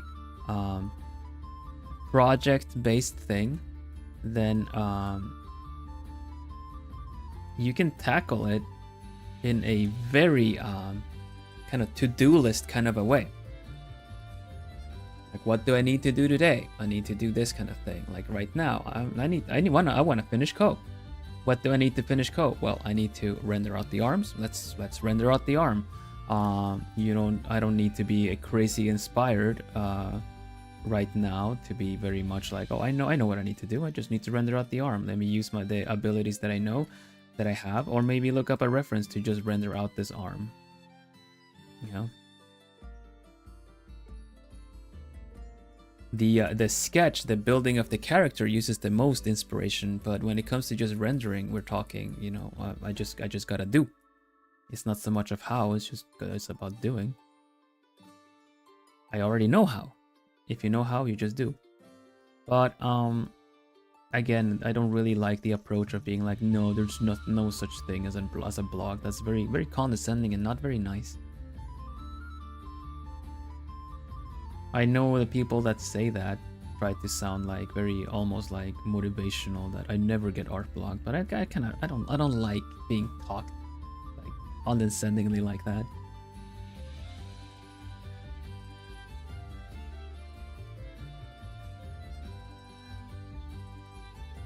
It's like, I know what you're trying to say, but it's the way you're saying it.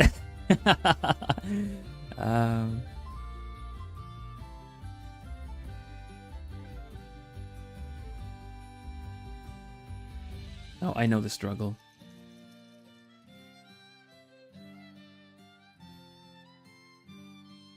So yeah, I hope it helps a bit. Everything is very personal. If you find something that works for you, you can stick to that, and it doesn't matter what other people are doing. It doesn't matter if other people are getting iPads or to draw with, or other people are doing speed paint videos and you don't feel comfortable with doing it. It doesn't matter. Your art journey is your own personal art journey. You take the time and you draw whatever you want.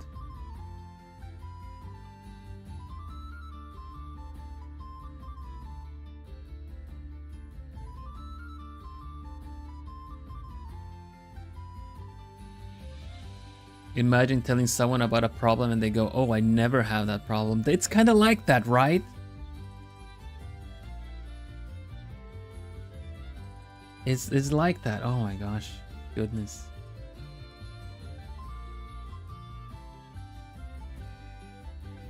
Wait to take your, like, as a content creator, if you're saying that, wait to take your relatability. Wait to take that and just splash it all over the floor.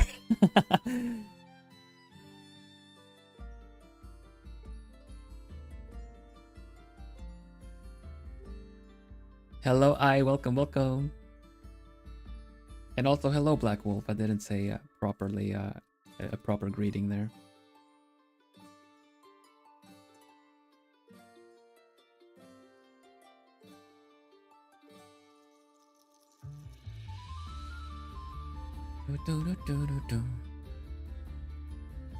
Wait, there's hold up. Wait a minute. I'm kind of huh?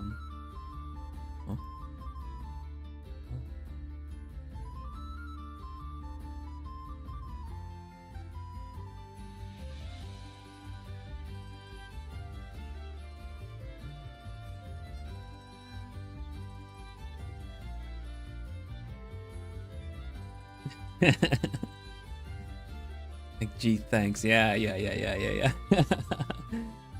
Okay, let's see. Need to have a look at this. Okay.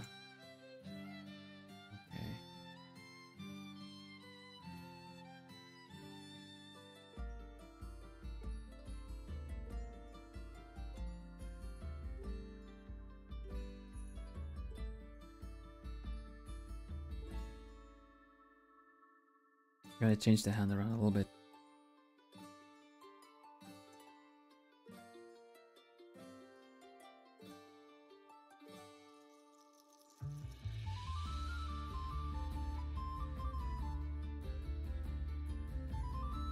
Was that a heart I saw? Did it flutter?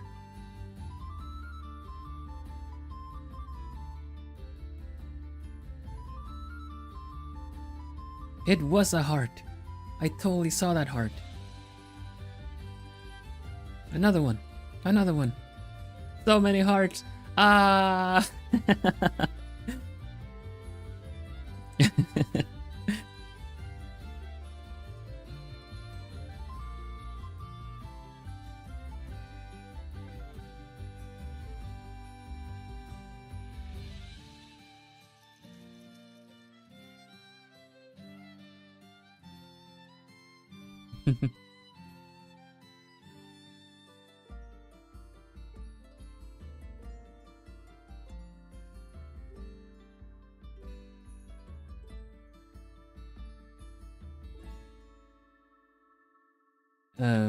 Okay, with this hand has a bit of jewelry as well.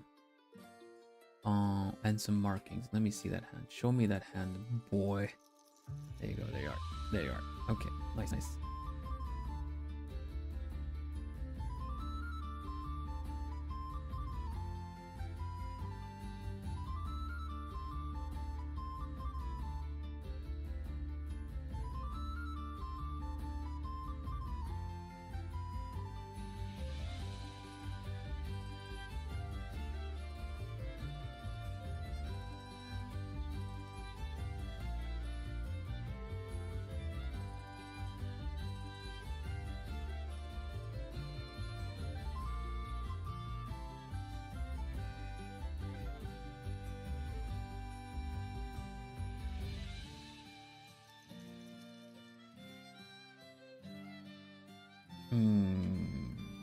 Kinda.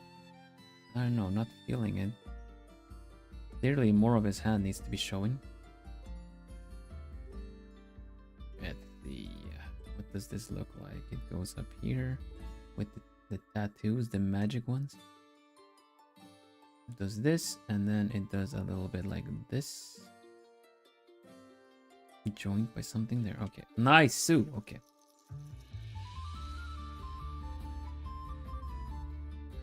What we're gonna do is we're gonna make this arm interact with the other arm.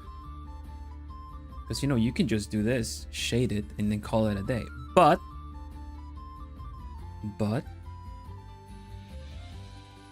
the magic is when you actually manage to make it feel like it is affecting the other arm. Because there is no way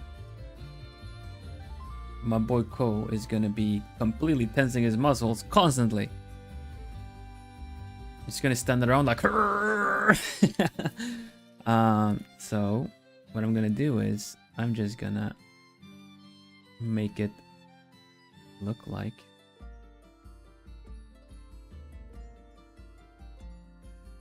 it's pressing down on his arm a little bit.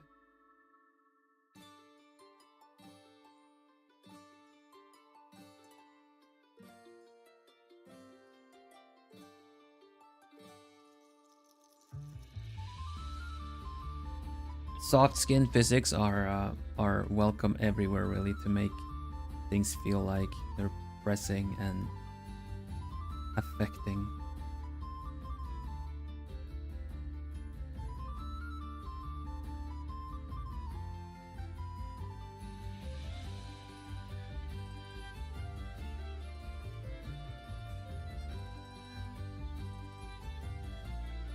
That means we probably get something like this happen in here, you know?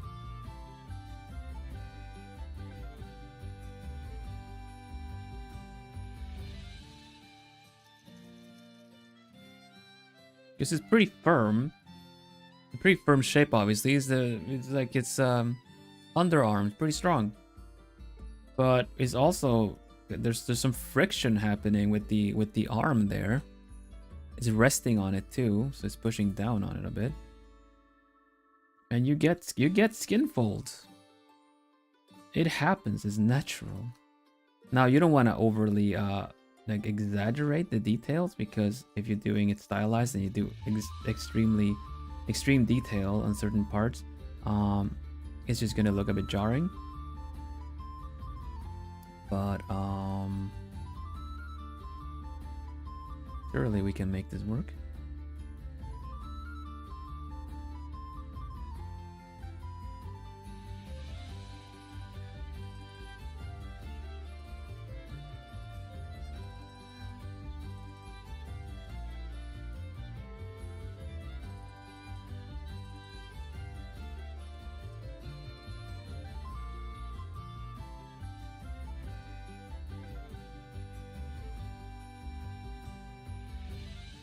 I am not incredibly good at drawing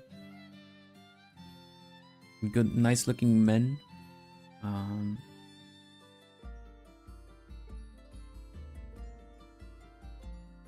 But I try.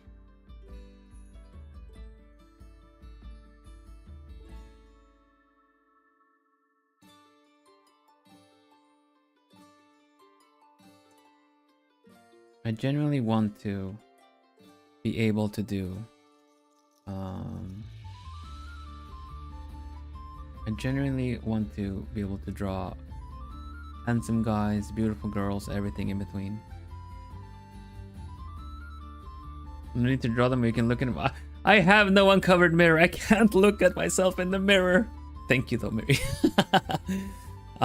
Levin, how do you stay focused on one drawing for so long? I always get bored halfway through. Any tips? If you get bored, I would say take a break. One misconception and something a lot of artists do is that they feel like they need to finish a drawing in one sitting. I've felt it. Sometimes I feel rushed too on stream. It's like I want to finish it today. Well, you can, but what?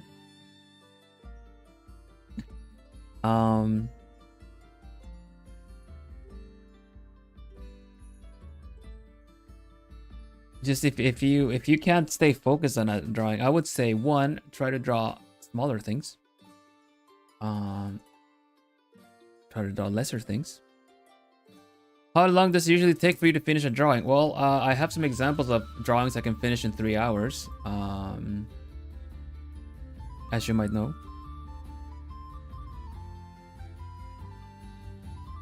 This is a 3-hour drawing.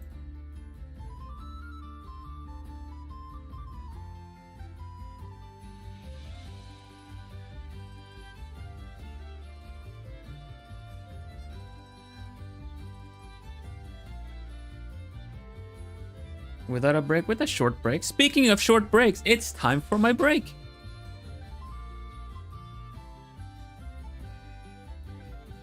I got my snack.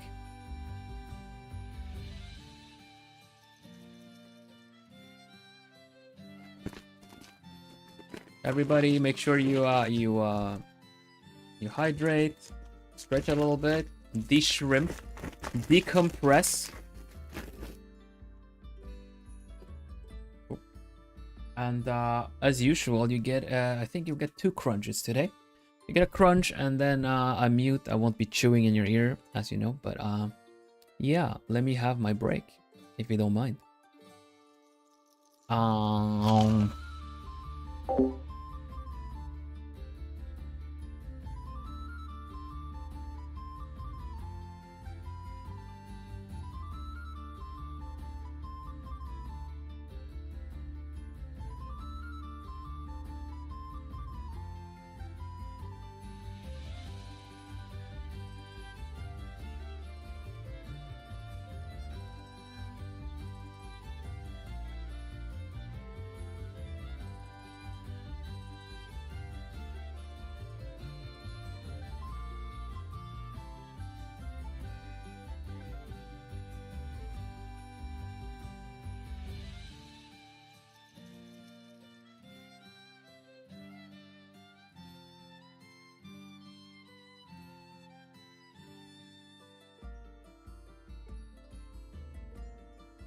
Okay.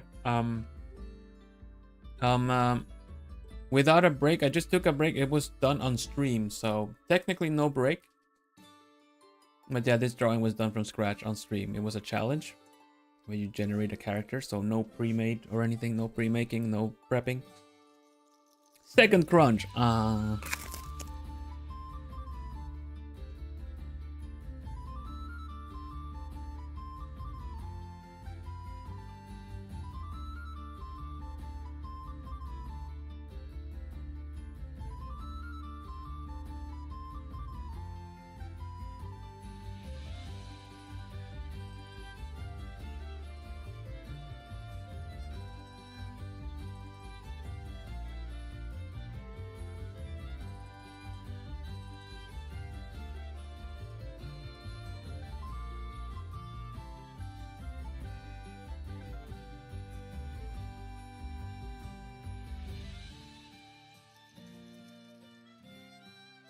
Okay. All right, we're back. Welcome back, Rose.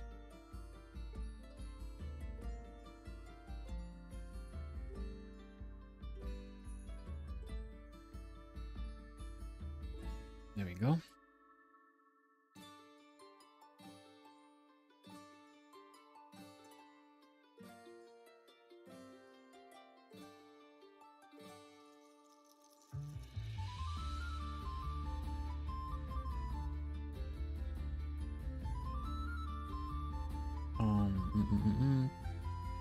But yeah, it kind of depends, right? It kind of depends on how focused I am.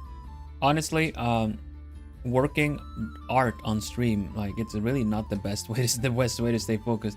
For some people, it is, because if you get bored from it, or need something to kind of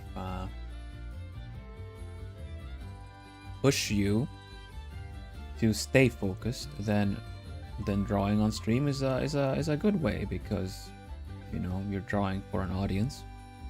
The audience is expecting you to draw. But if you are able to focus on a picture, you would do it much faster, even if it's just listening to a podcast or something, which is also distracting in its own way. You would still be able to work a bit more systematically, everything like that. I see a lot of work with me streams, and I think that is the kind of there's usually people that do actually get focused and motivated by the fact that they have what's it called? What is it called? Body doubling, I think it's called, when you are able to focus on working on your thing because you have other people working near you.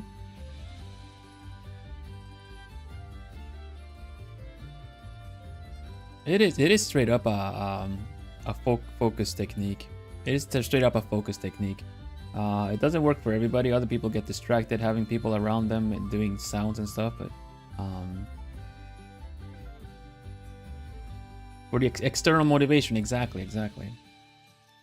So the people doing the kind of streamers that do working streams and stuff like that can do it because, well, for one, they would just be bored out of their minds doing the job, and it would be really difficult for them. Do you have any part you like to draw, such as I really like drawing hands. The hands, I always try to incorporate hands in drawings. I hated myself for that early on, because hands are, as you know, very difficult to draw. I used my own hands as references, which made petite looking characters, or like, you know, small characters, very strong looking hands. I just find that hands can be so can be beautiful and expressive in a picture.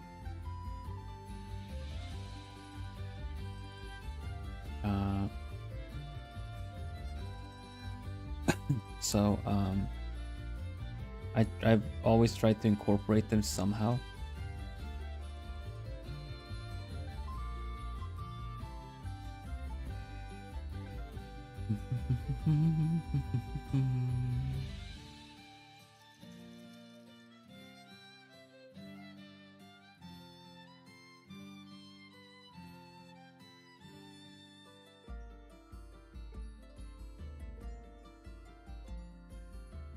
So yeah, that's basically it, right? I really like drawing hands.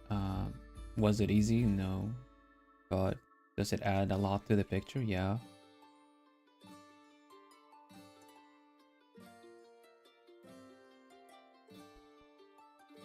I haven't need to take pictures of my own. Yeah, it is, right? Usually I just kind of look at my hand in front of me. But sometimes you need the angle that you can't see, you know?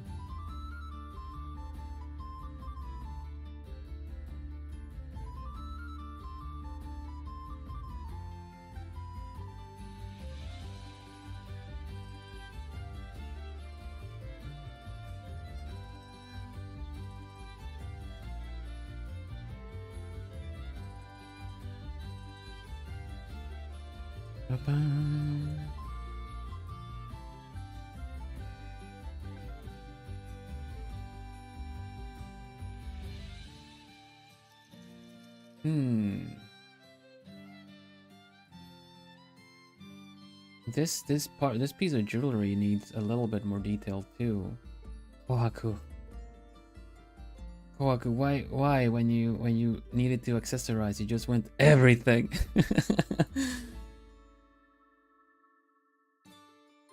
Oh, this tiger, this kitty.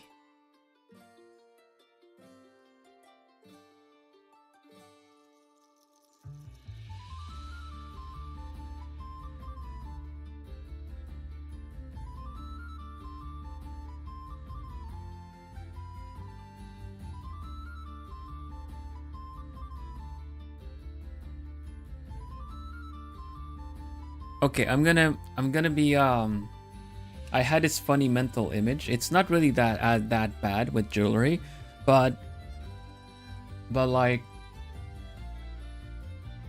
if Kohaku is out running, do you think it sounds like Jingle Bells a little bit?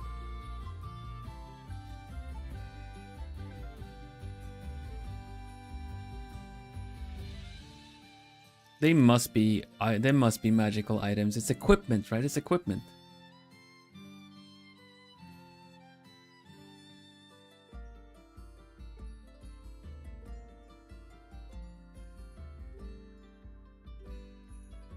You just also running is like hello, Sir Snipes. Welcome. Hello.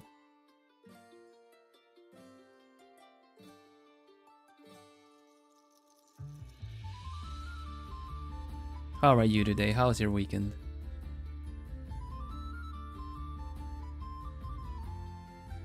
You need to incorporate that in D&D. What, like the sound? The unmasked sound? I mean, yes, obviously. If you carry too much stuff, then you can't stealth around. You need to leave your bag or something elsewhere. Too much jewelry definitely would bring down the stealth. Rings, not so much. Bracelets, a little bit. One bracelet, not so much. Multiple ones, like here. Yeah, that would make a sound.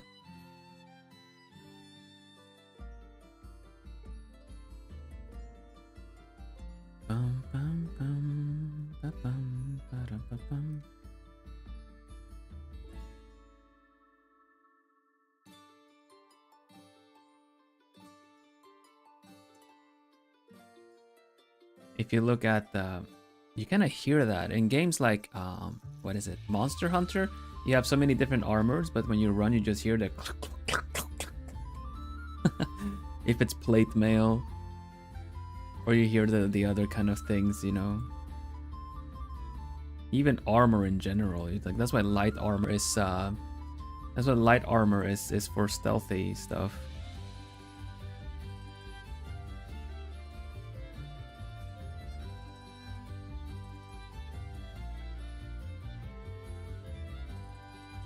But even cloaks, right? Even cloaks will sound like whoosh if you move wrongly. So you would have to like tuck your cloak, or use some kind of belt to hold it in place if you're gonna stealth. Like Ninjas were master stealth. Their equipment generally was quite tightly roped to their bodies.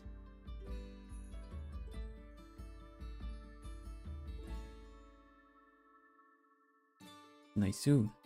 Thank you so much for the expressions. Thank you. Live reactions. I appreciate it.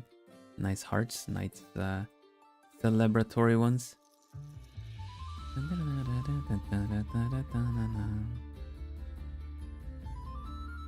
Invisible cloak. Yeah.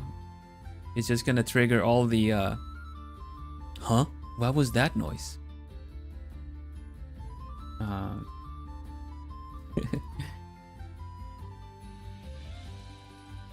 I find that so silly in stealth games, you know?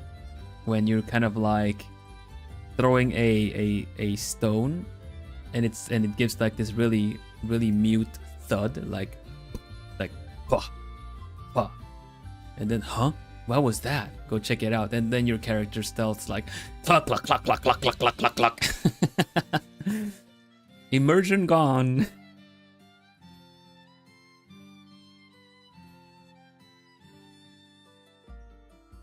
But also imagine the kind of sound you would make if you're carrying around camping equipment for adventure. Pots and pans and spades, and gone is the cool image. Click click click click click click click. Imagine the cloaked rogue just stuffs their majestic cloak in their pants. Yeah, I mean, it's gone. The cool image is gone. But so is the risk of getting it, like, you know, stuck in a nail that's sticking out, or a thorn bush. I have played Skyrim, yeah. I know of Skyrim.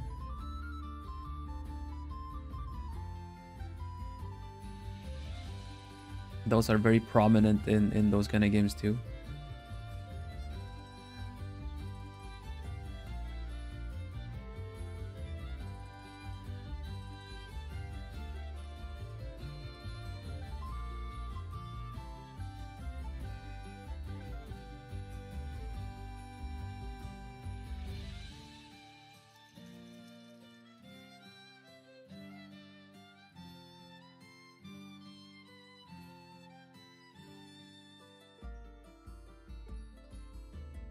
Stealth can be so hit and miss for me in games.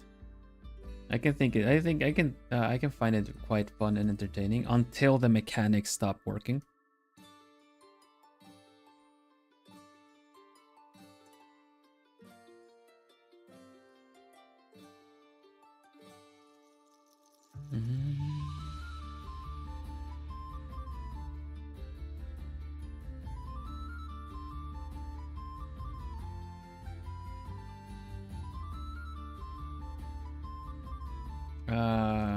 Does this look right? I don't think it looks right. I don't know what I'm doing. Let's see. Let's fix it.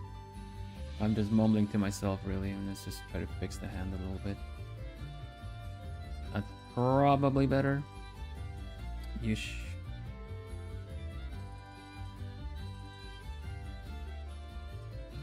I don't remember how stealth works in Fallout. Would you do a disadvantage roll if you would do it in D&D? Like you were saying, Joy, like how would you incorporate the equipment? I'm curious, now we're going into D&D talk.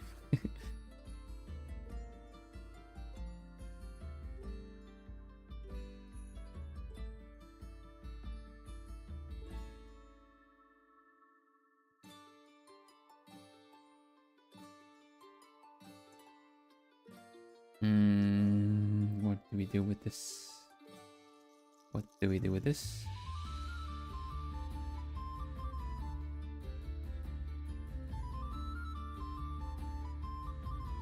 Disadvantage. Yeah, okay, yeah.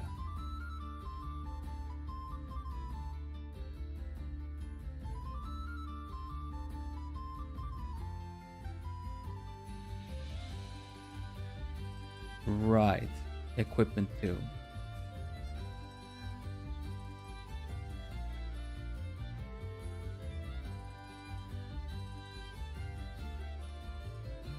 Nobody talks about jewelry. Ah, all right. I see what you mean.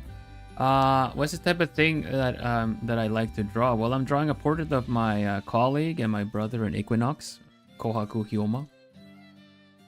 Doing a portrait here. That is what I'm doing today. I've drawn some portraits. I've also been doing some art challenges on the channel, which get posted as shorts as well. So in case you missed them, you get a chance to check them out later. Like this one right here was an art challenge. This was an art challenge. We generated the pieces of the character. Let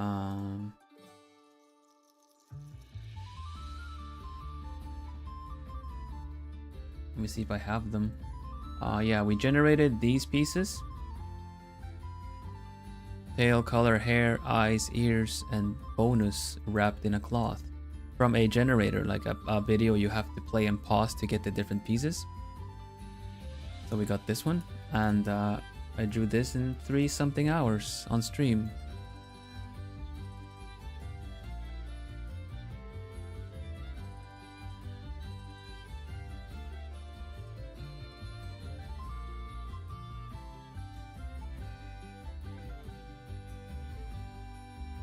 I think I'm gonna need to bend the hand a bit. This is no.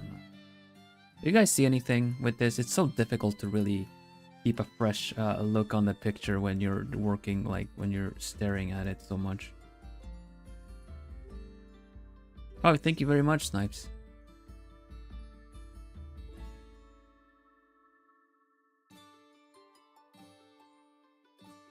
Hello, Salted Caramel. Welcome, welcome.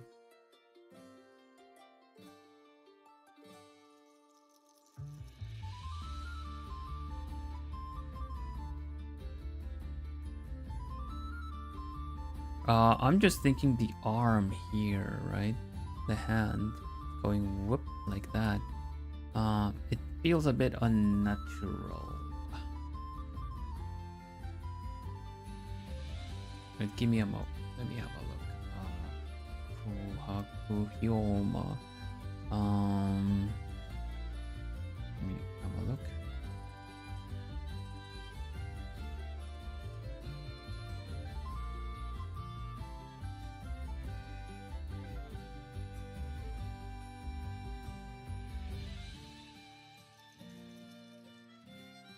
I'm asking for advice and I move it away. I'm sorry. Let me go back. Whoop. There you go.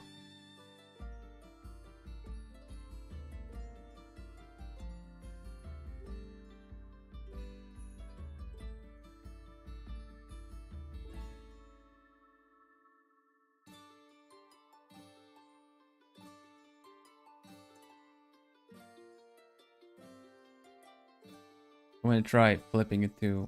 I mean, it looks all right.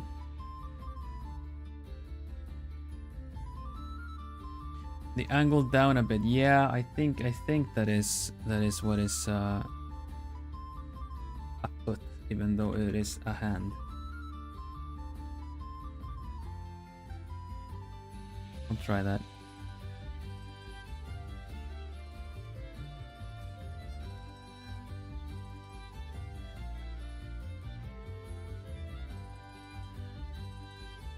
Nice, thank you both.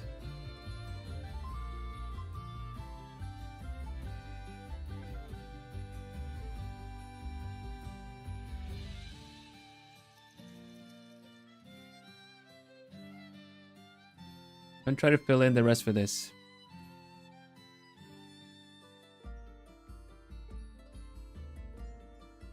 Gonna have to paint the shirt by hand. By hand, by the hand. Behind the hand.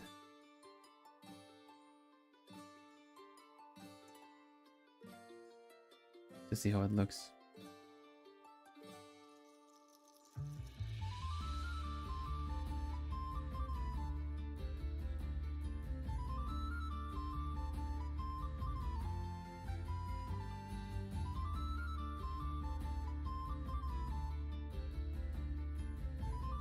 I think that does it really. That's really what's missing. Thank you.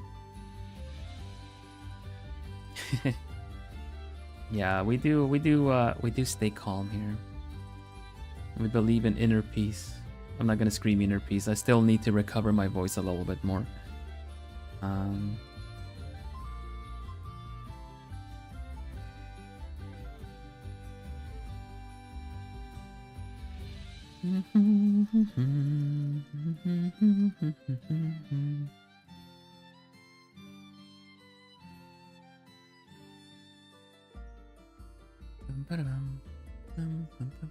Have you saved yet? Yes. He says as casually pressing Control S. Yes. Of course I haven't saved. Do you know who I am? I'm Vilhelm. I'm Arthelm.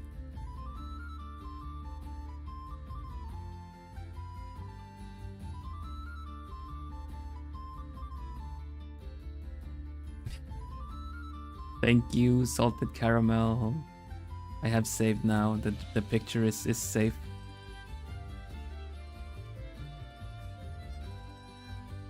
I really like drawing too.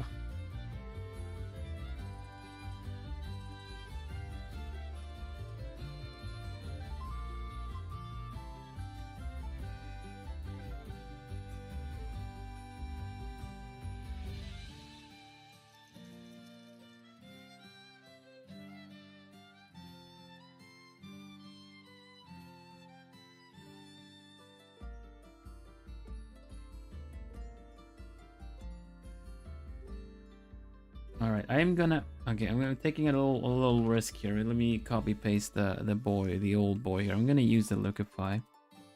I'm gonna try to use liquify on the outfit. Oof. Struggling.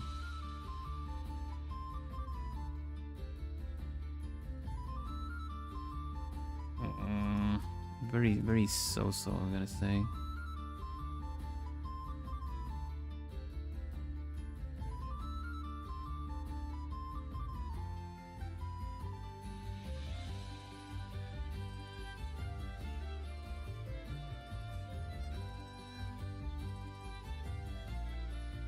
Oh wait, no, we can't do that. We can't do that.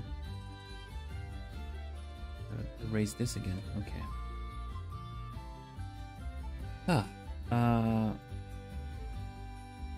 Yeah, I like that shape it's not very noticeable, but it's really making the outfit a bit asymmetrical, and I'm not here for it really.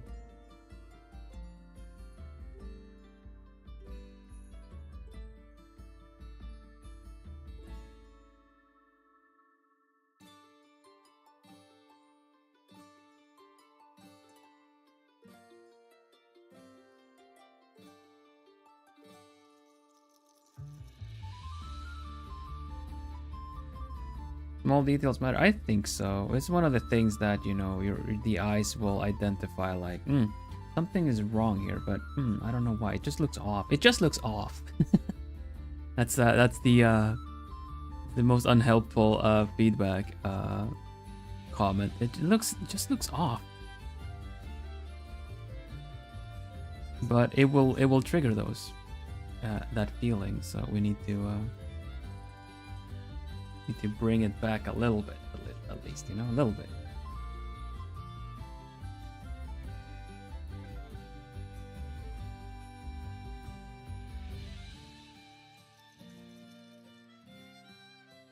It looks wrong. Why? I don't know. It is legit feedback though. It's just if you keep insisting, you're being a little mean. But if someone feels like something looks off, that is still legit feedback you should pay attention to, because ultimately that's what composition and things does. You guide the eyes, and if you feel like confused, I can't really see what it is, then you have tangents, you have compositional errors, and maybe even values are very much the same. Everything looks like it's the same value. That is not something you want on your picture. Okay, I think the base is looking pretty good for Kohaku here for sure. We still need to do the jewels, do some shinies on the jewels, maybe change the colors on the nails a little bit. But generally, I think we rendered it pretty nicely. I'm happy. We're gonna do the details on the arms. This needs a little gold touch as well. Hello, CL. Welcome, welcome. How are you doing? Let's see what else we can do about this. I think I got this part wrong too. Wait a minute.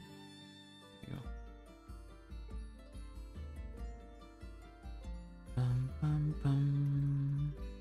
I like how this. Do you see how this is blending? I like that trait of my sketch brush. The fact that I can use it as a acrylics brush or also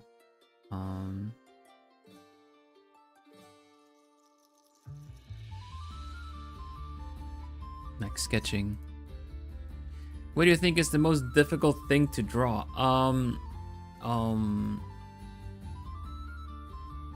Out of the things I normally draw, because I could say like, oh, animals are really tricky, but I never really draw animals. Generally don't have a reason to. You know?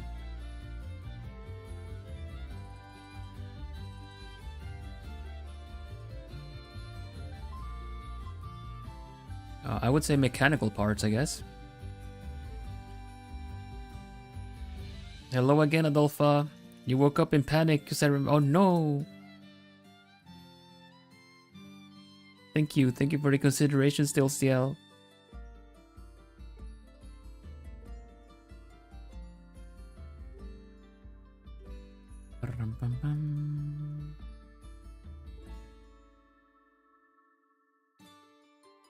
Looking so good. Thank you. Drawing a bike. Drawing a bike can be tricky.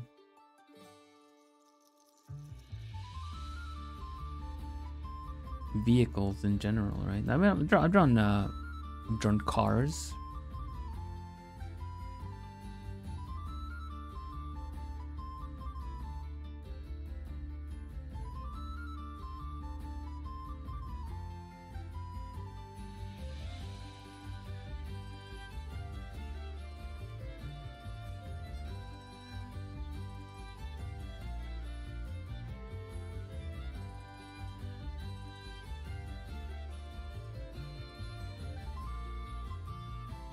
Oh, you still have a cold?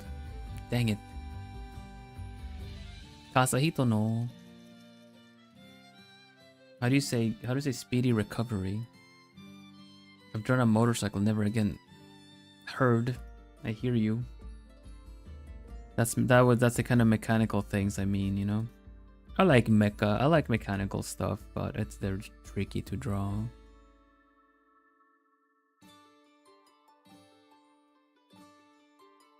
Out of Wally and Eve, I would rather draw Eve.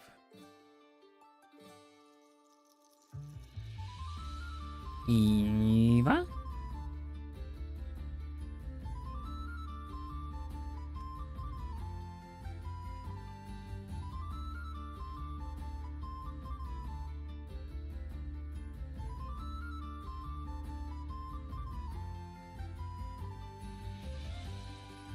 The hood was diagonal.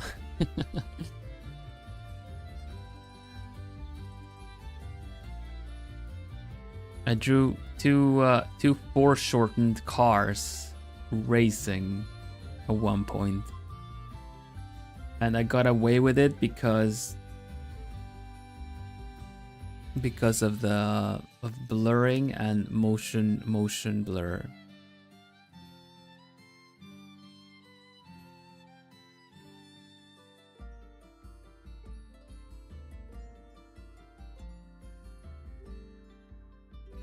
I love the rusty textures and everything. I would love to draw Wally, but just out of what I would draw personally. If you guys told me, give Ko a mechanical arm, I'm not gonna suddenly do, you know, I'm not gonna do this approach, like, and then like hydraulics and stuff happen in here with a bit of like two steel things with like a ball jointed, double jointed for the elbow. I'm not gonna be doing like with cables and I don't know, like a friggin' controller board thing here. I could, but that's not my first, like, I don't want to do that because there's so many details happening all the time that need to look good. Instead, I would probably just take the, you know, kind of smooth Deus Ex approach with just kind of like, you know, very, very streamlined. And then a little bit of gaps here and there. Kind of portal, kind of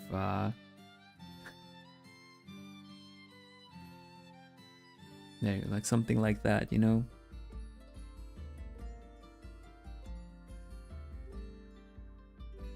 Hello, Coco. Welcome, welcome.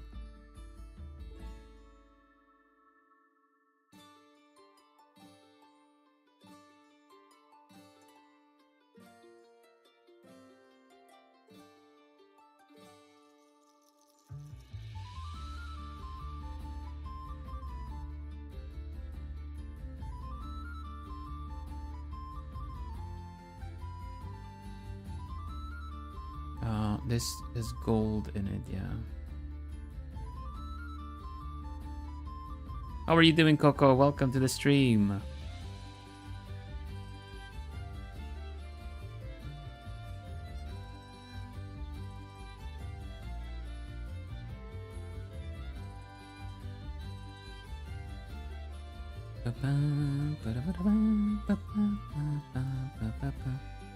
But this needs to be blue. Darker blue. More!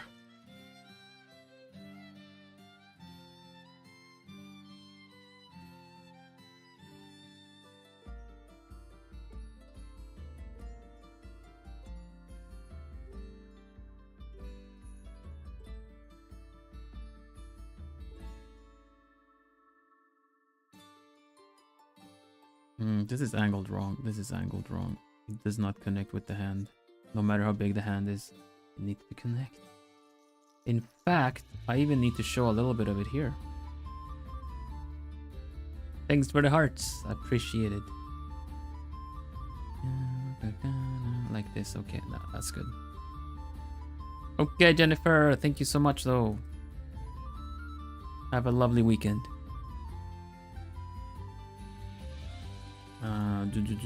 Okay. Markings on the arm. I guess they connect to this, do something like this. Let's see, let me angle it the same way, would just be easier in so many ways. Do this. Oh.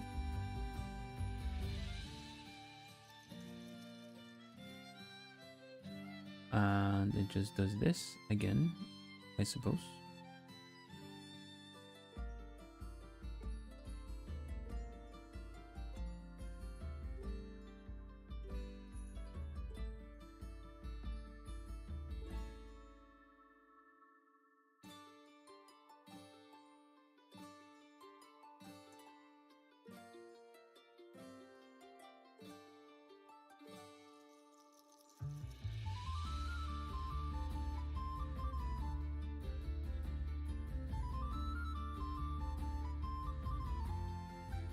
We're gonna make these markings kind of glow a little bit, I think.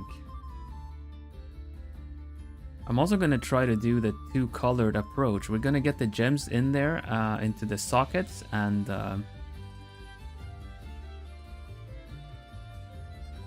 we're gonna try to make this look a little bit more.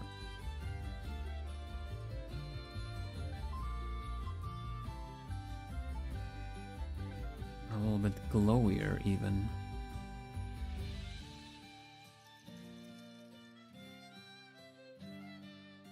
Like that. Okay, the other arm, does it have anything? It's covered. It doesn't have anything visible.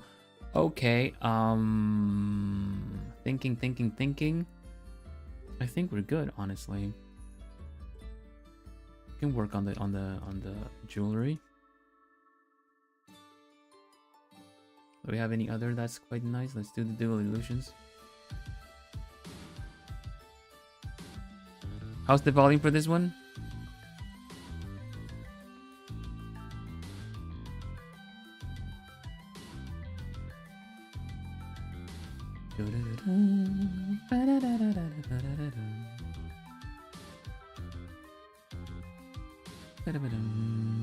Good volume, okay, excellent.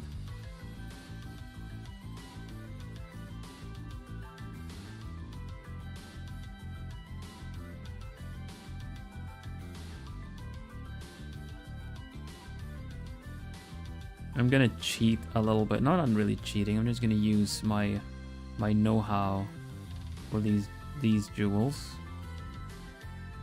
And just kind of just use like use shiny layers for them.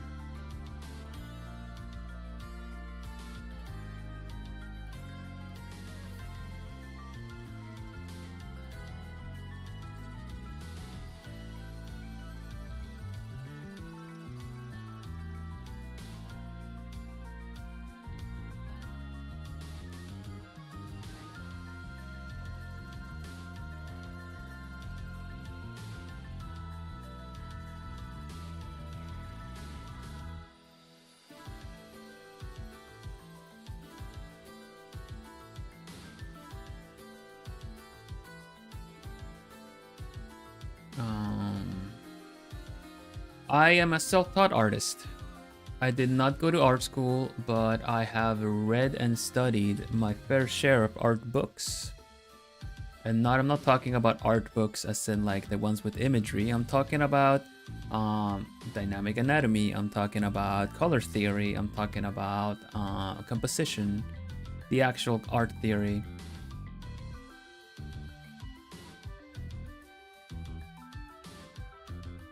Because I was saying earlier during the stream, hello Night Zone, by the way, welcome. That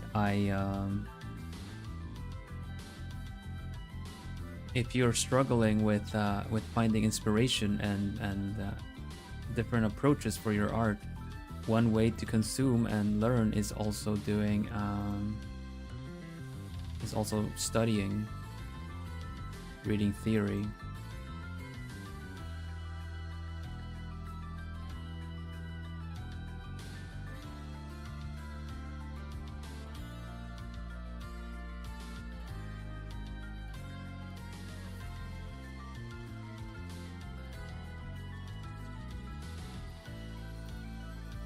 Self-taught, respect. Thank you.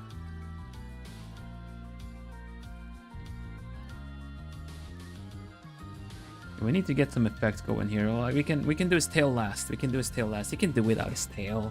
It's fine, right? It's fine.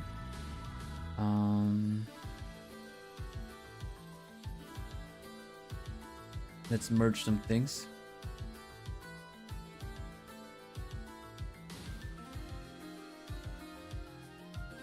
And okay.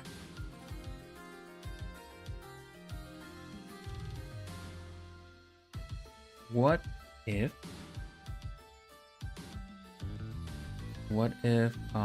gradient map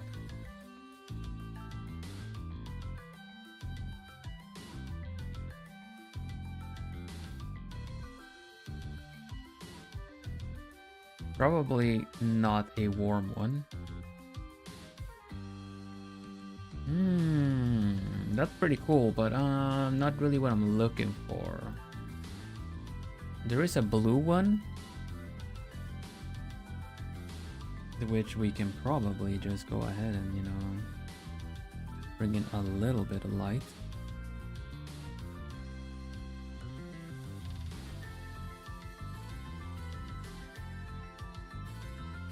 Yeah, we're talking. This is how we do it.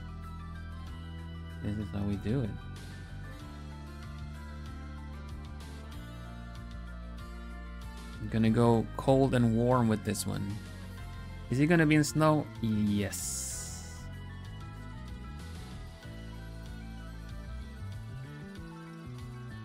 Okay, we got a cold side to him. Right there. If he's gonna be in snow, we can also get away with doing some do another color in the background because I kind of want to do his like, you know, you can see his breath. That would be cool. That would be cool. Well, let's do the let's do overlay as well.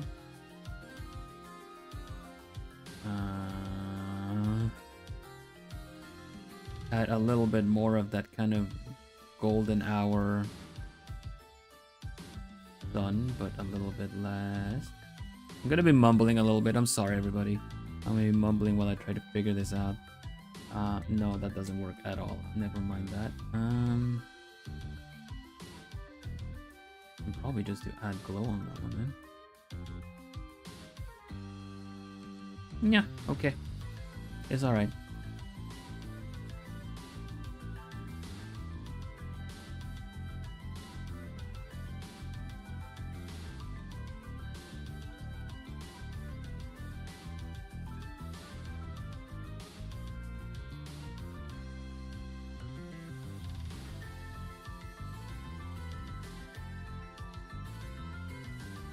Gonna give the jewelry a little bit of detail.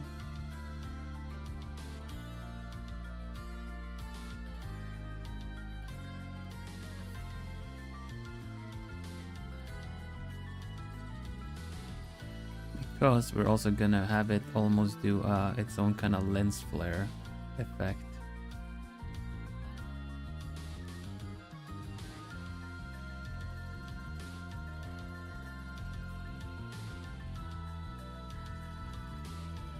Rimlight might work. Yeah, I think so too. Definitely.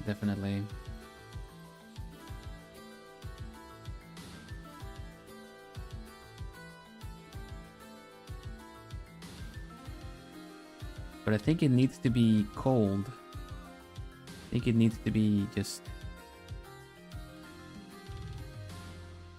If it's gonna be in the snow, then it just kinda... A lot of the highlights kinda need to be cold.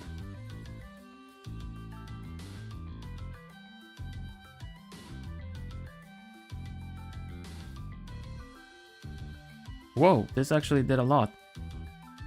Just a little light on his nose. Did a lot for this actually. Such a little detail.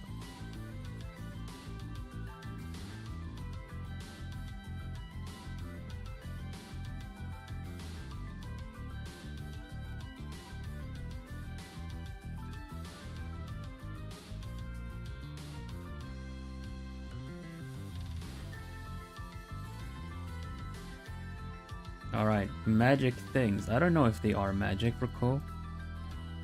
I've not seen him use magic. But this I can use.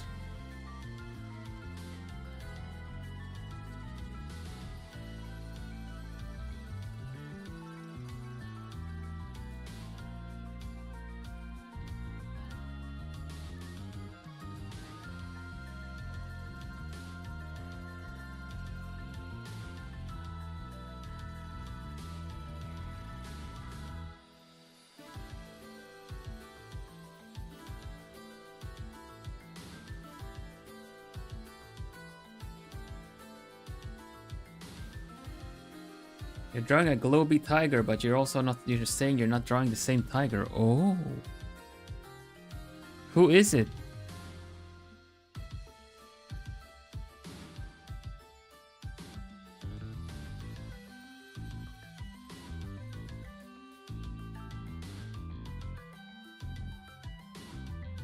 I think I'm gonna need to make his eyes glowing on their own as well, honestly.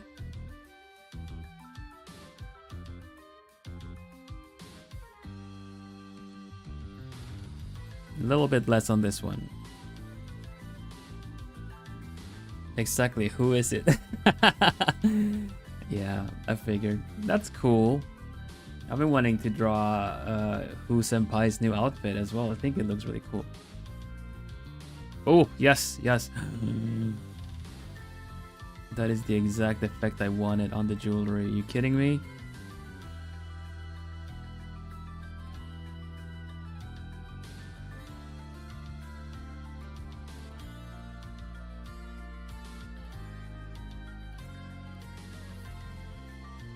And here too, of course.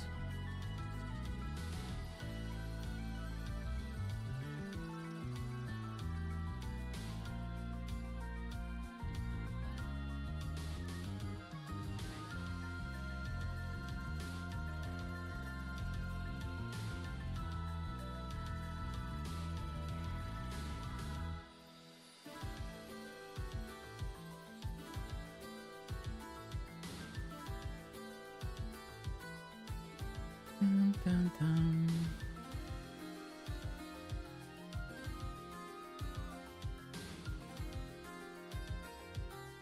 I do need a little bit of glow dodge here too.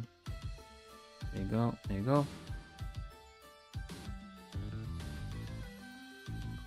We fix his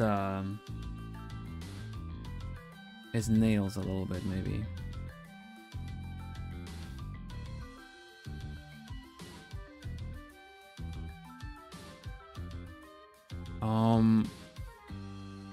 First nail is just black. The other one has some white stripes in it. That should really be all I need to do. Easy enough, easy enough.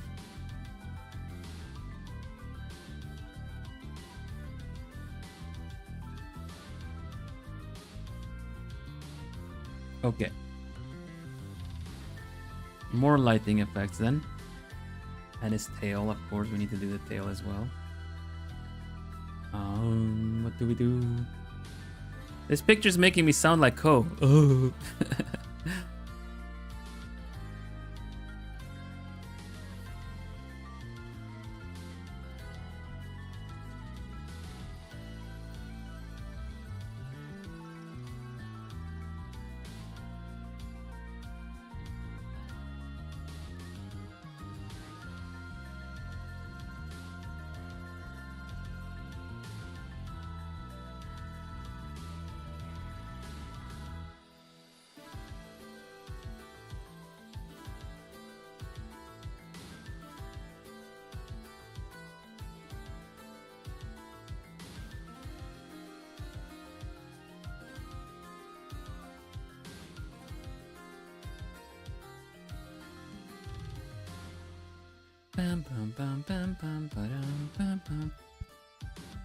Looking forward to seeing it, Mary.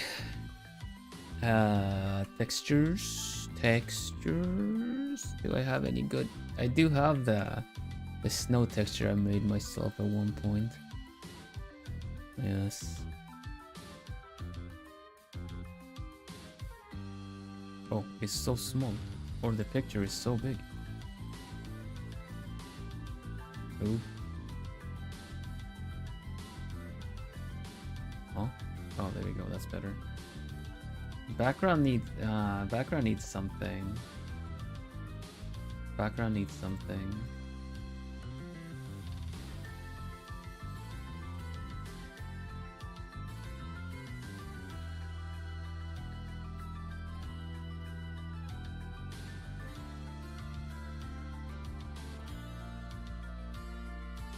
I'm not sure what to do with the background yet, though. Where are these effects?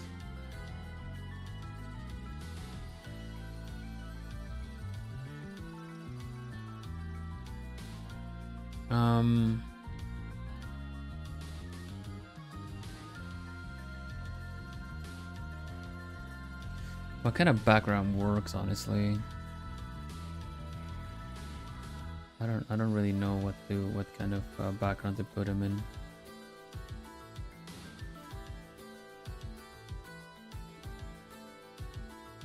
The light look plenty good, honestly, but it just kind of takes away a little bit of some effects that I wanted to use. Hoot hoot! Hello, Villa or Willa. Welcome. I said Villa because I'm getting used to pronouncing things the Dutch way, because I'm learning Dutch.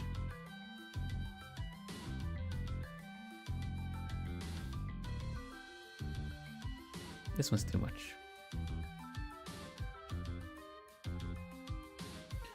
We should do the tail. What does your tail look like, buddy? There you go. Figure out the tail.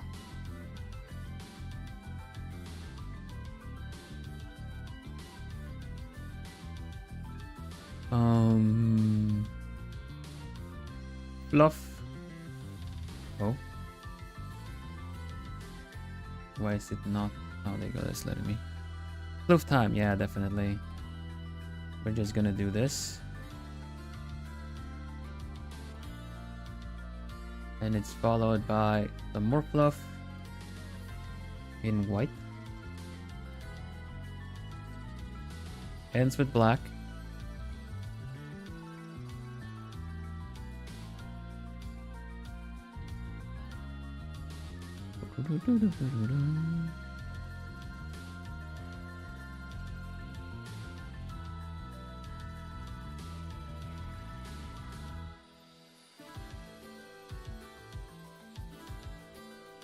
I don't know if it's gonna look good, so we're gonna have to see if we can make it look good.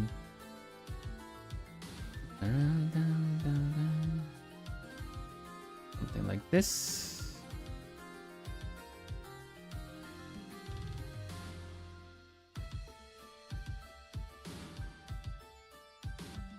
And then we build it upwards.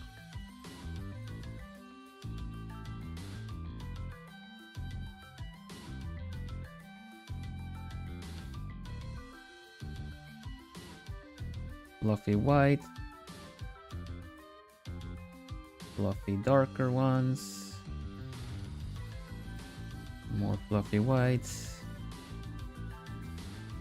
If we just like if we just mute, no, not mute. If we just blur the tail, we get away with this.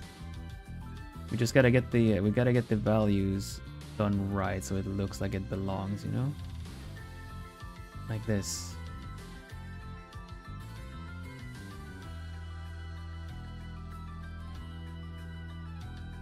Oh, don't know what happened there. There you go. Yeah. Okay, and we can just use the same trick. Let's do it like that. Maybe not as much disappearing trick. Just use some blur.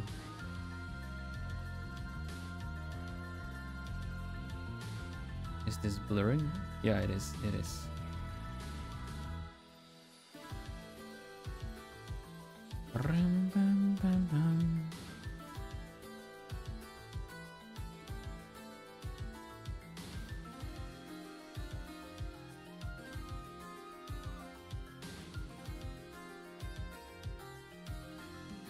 And also just erase around it to make it. This is a little trick you can do for hair and for anything that's supposed to be soft and fluffy. Is you erase the edges.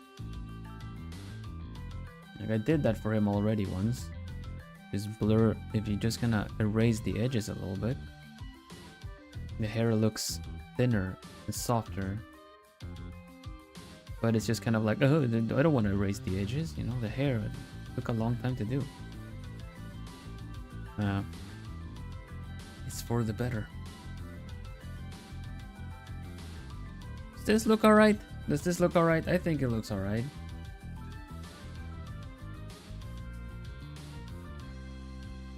I'm generally feeling like I would like to have more snow, but like the snow is only visible on him, which is kinda, you know, kinda messing with things a little bit. But we can always just erase a little bit of the snow that is on him.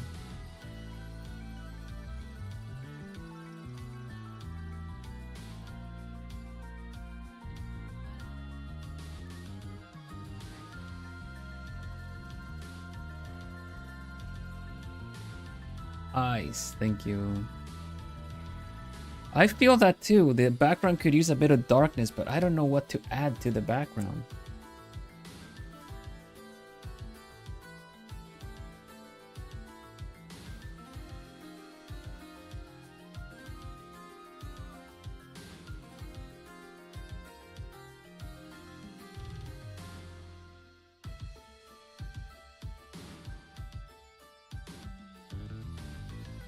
That is a good suggestion. I like that. We'll see if we can make it happen. I'm going to try to do the background in front of him. Bare trees, yeah, but at the same time, if we're doing the kind of if we're doing such a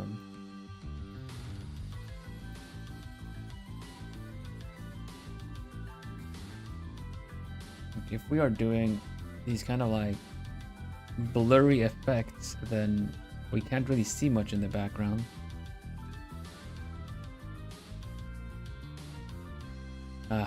All of these effects are just kind of gonna have to go turn off. This doesn't work.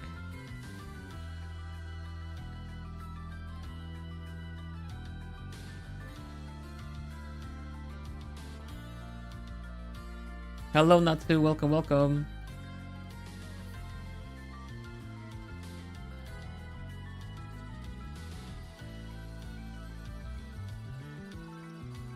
So in front of the sun, how can we do that? How can we even do that?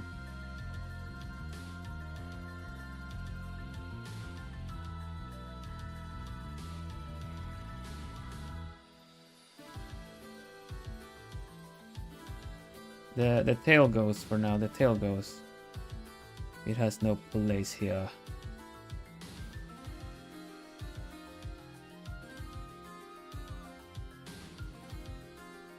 I'm gonna Bob Ross the heck out of this.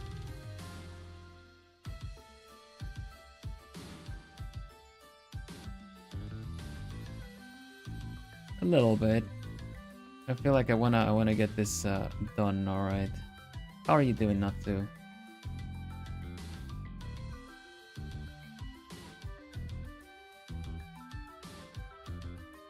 Background is a bit too what the heck is going on?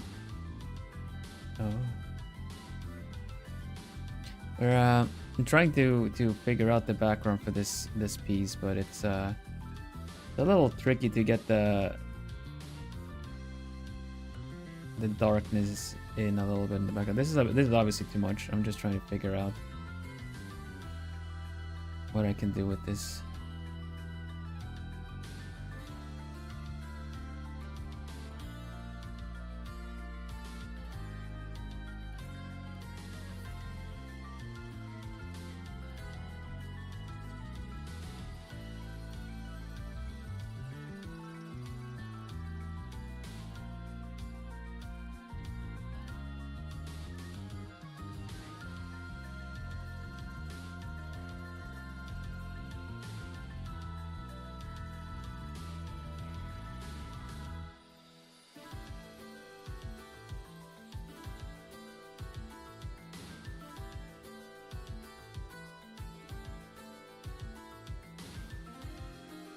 You having breakfast? Nice. In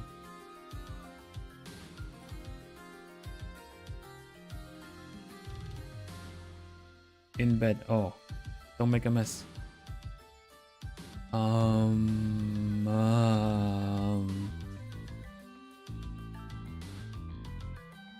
stream so far, pretty good. I'm happy with result and where this is going. I'm just trying to figure out a background for this now.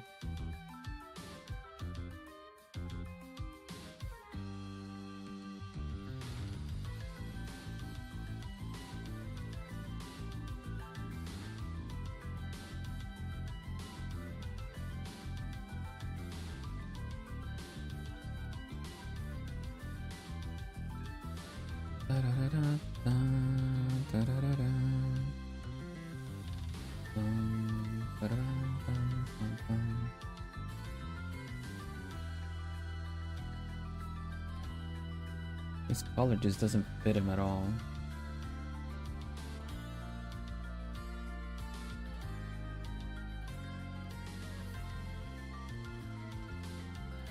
This does not inspire cold.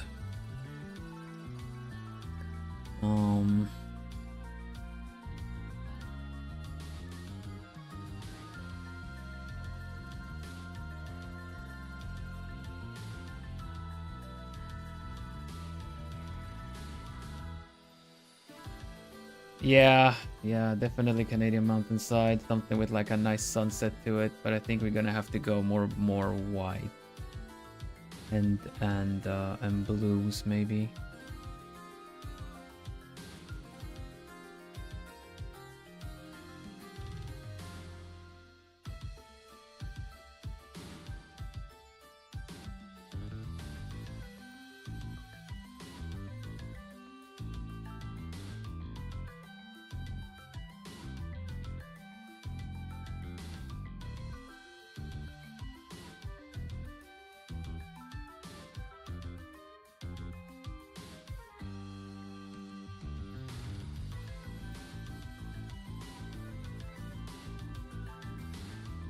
This is driving me nuts. I don't know what to do with this.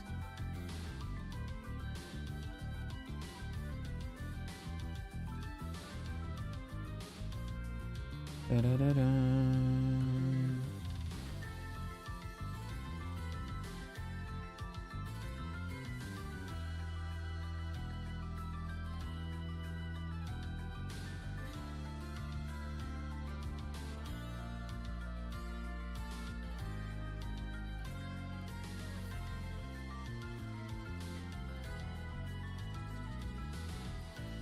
Yeah, this is a little frustrating because I want it done as well.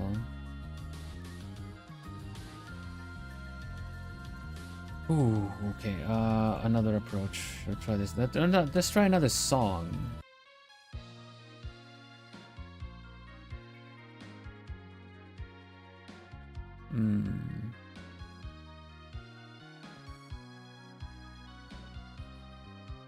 Sure.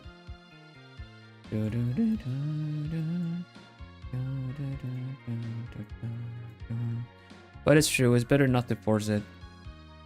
Really. Ideally.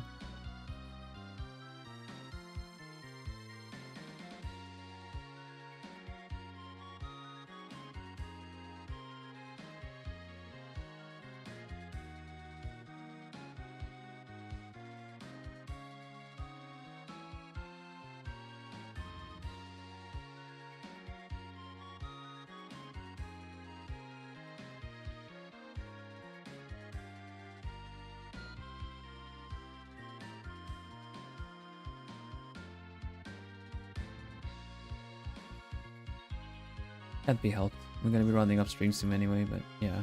And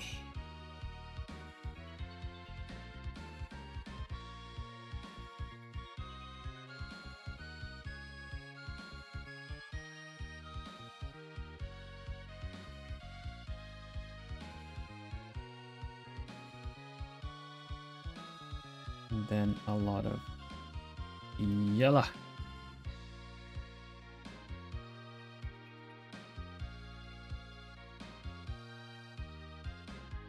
This turns the background green, of course. Oh. Oh, screen is better.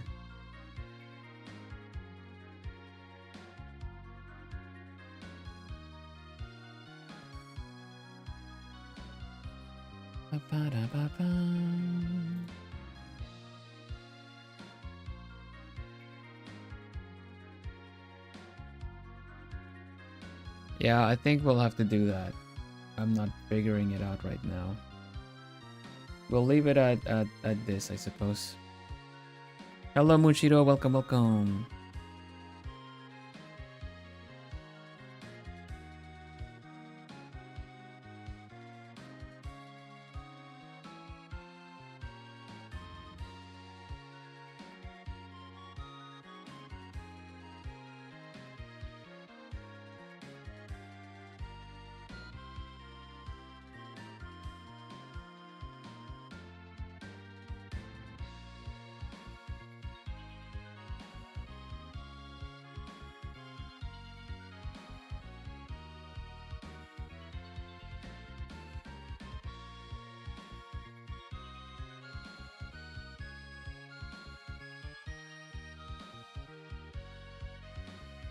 Nope. We got it a little bit more a little closer to the ending. We're still a bit to go.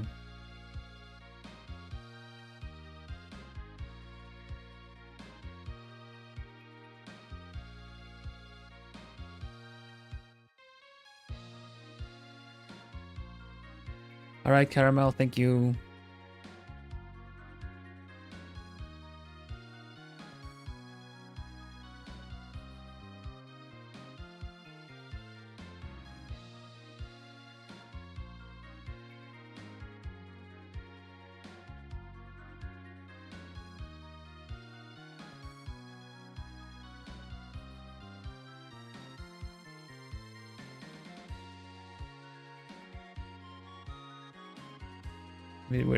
We're definitely Bob Rossing it up now.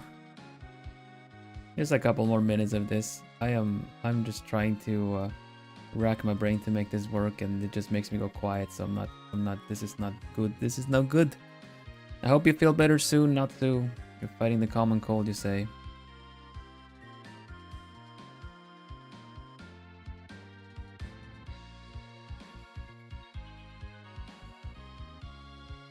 I want a little tree right there. I'm gonna make him a little friend.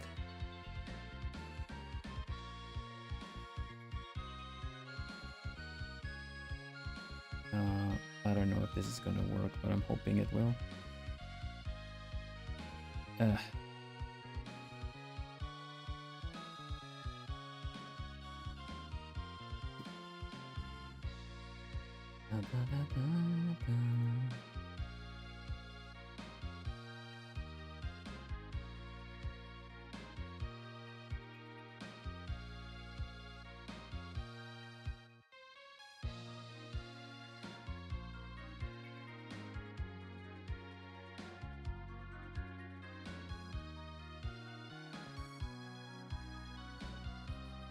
Don't worry about it, Snipes. Thanks for hanging out with us.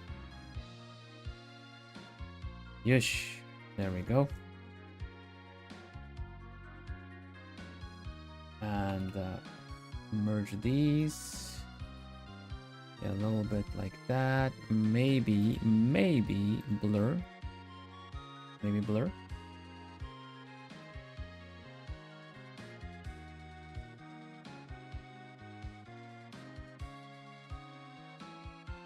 Do they blur? They are blurring. Good. Blur. Fade out a little bit.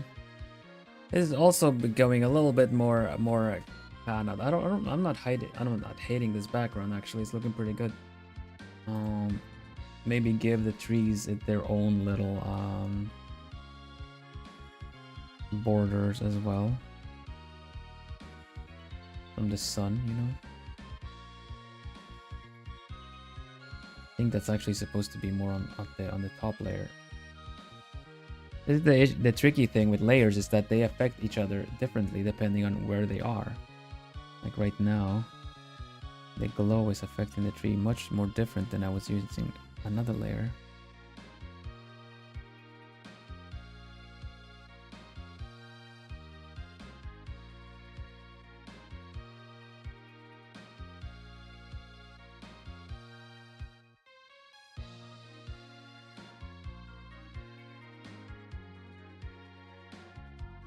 And then we blur it a little. We blur the devil out of it. It's almost like a Christmas card. Ah, thank you. That's true. That's true. Co, meowy Christmas.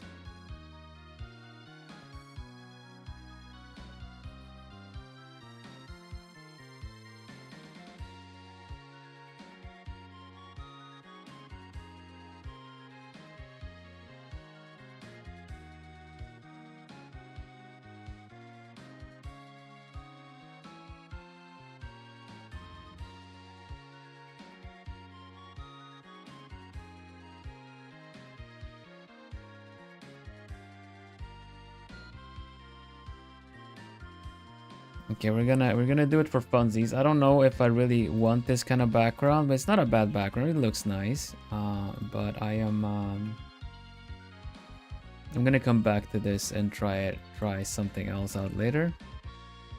But for now, just for the funsies, just for the fun of it,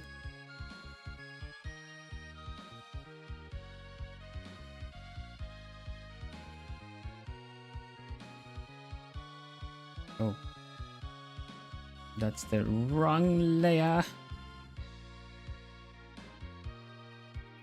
Wait a minute, what? There we go, that's better. Repeat. Thank you. New layer, with white, shrink. We're gonna do a nice little border for him.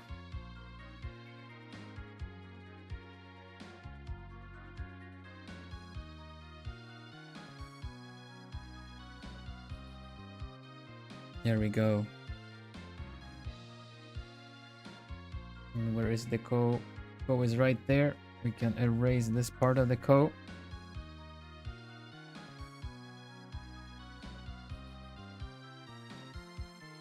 And then we do let's grab some text just for the funsies.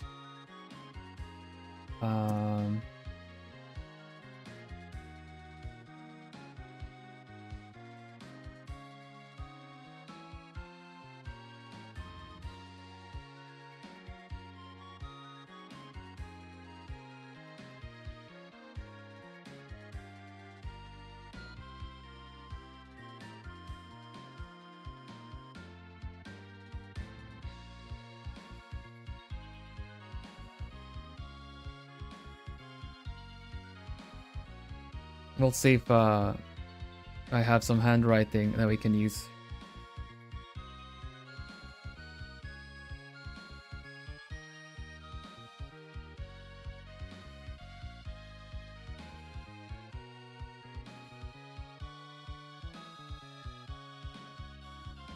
This is just for fun, of course. I'm not gonna have that on the actual picture.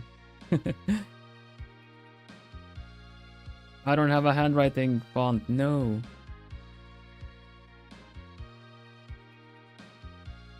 Oh, there we go.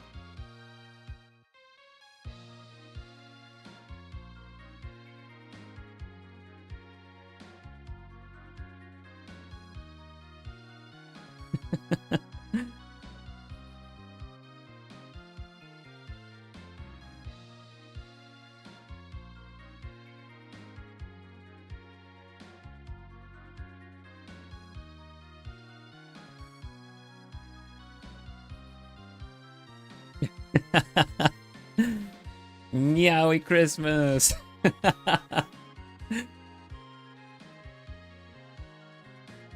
But yeah, I think it looks nice as is. This is this way anyway.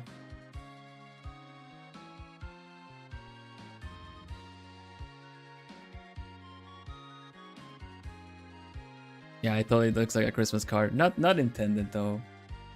Just like this is pretty good too.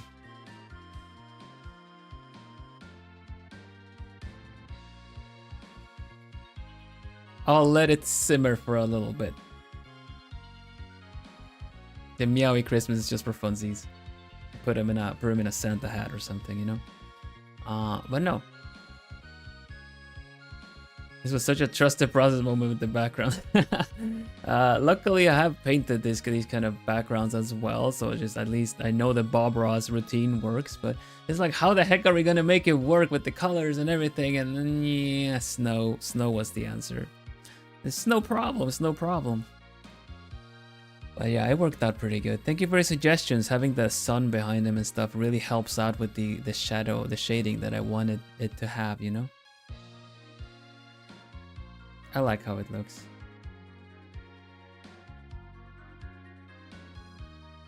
I'm gonna try one more thing before we round up.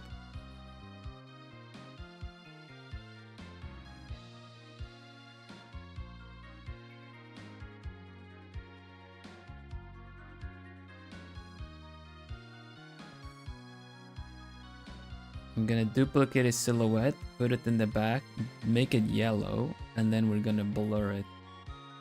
Just a bit. Blur, Gaussian blur, click. I think we need more blur. Even more blur. More!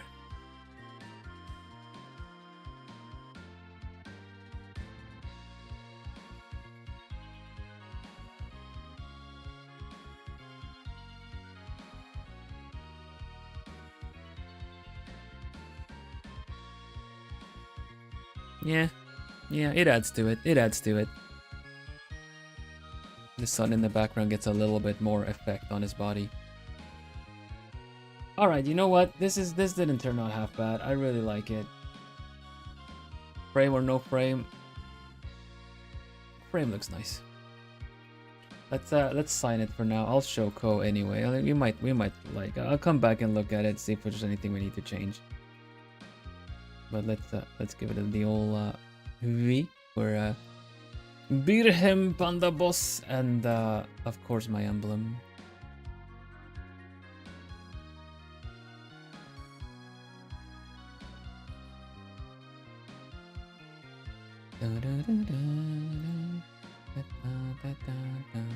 Where is my emblem? There's my emblem. There. Oop. Loop. Loop.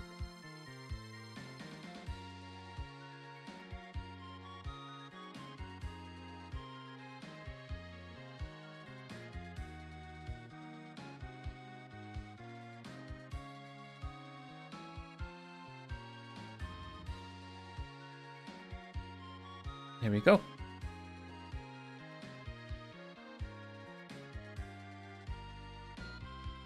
Yeah, I'm gonna have a look at this later again. Maybe tweak some colors on it, but I like how it is. I like how it is. Let me save it. Let me save it. All right. Cool, cool. These shrimp, everybody. These shrimp. That feels nice. I wasn't even shrimp. It still feels nice. Okay. For those that joined in late, I did show. You might be curious. It's no problem. Everything is a happy accident. I didn't see that one. So funny. I got the question at the beginning of the stream, what my favorite traditional medium is. And I just said, some of you might have already heard this, ballpoint on sticky note. But the thing is, this time I was a bit more prepared and actually had some ballpoint on sticky note sketches that I could show. Do you guys want to see it?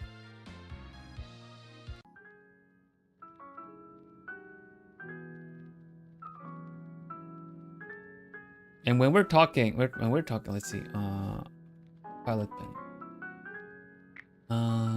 Not even pilot pen, normal ballpoint.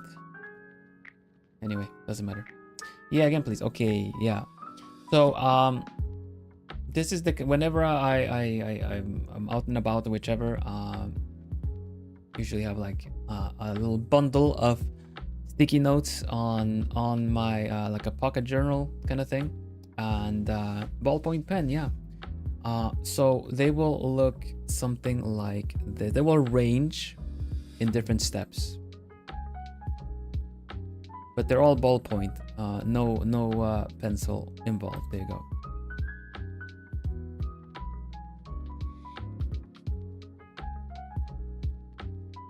These are what they can look like. Now, there's a little bit of wonkiness in the anatomy and positioning stuff like, but it's the fact that it's done with ballpoint, yeah? That it's really fun for me to do. Hey, I know that bunny. Which bunny you talking about, Becca? But yeah, you have everything from this done with one of those multi-ink pen things, you know, when you have the ones that you can click on black, blue, click on red, yeah? You got all Mando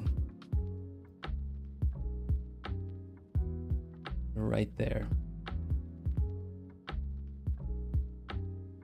You can see some cross hatching, some thing going of like in certain directions, doing the shines in the armor in a certain way.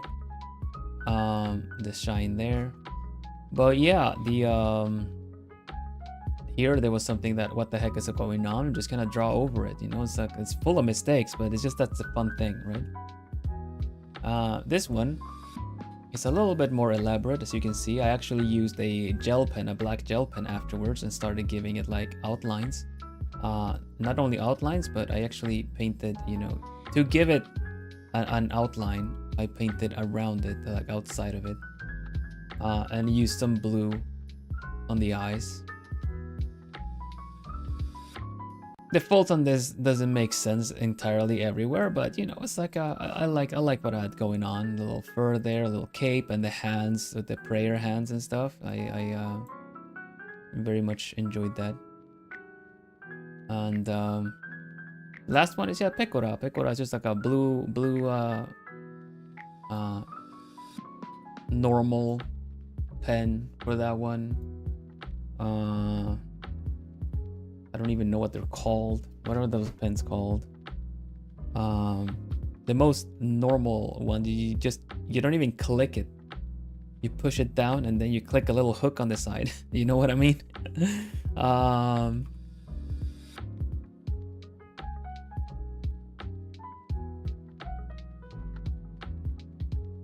Let's see.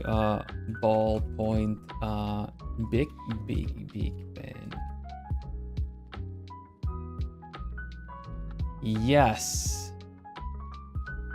In fact, yes. All right. So first one, this pen for Mando. I actually used one of these pens to do the Mando drawing. One of those. And Pecora was one of these pens.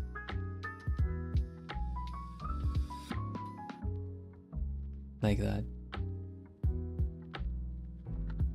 That's the material for those drawings. Hello, Francisca. Welcome. Francisca, maybe I'm supposed to say.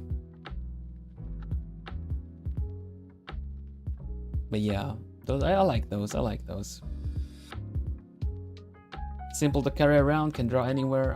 Doesn't matter if you do any mistakes, keep drawing, commit, and then you can just take a picture of it and fix it in post. Fix it on the on your drawing program and stuff, you know? Just take a picture of it, no problem.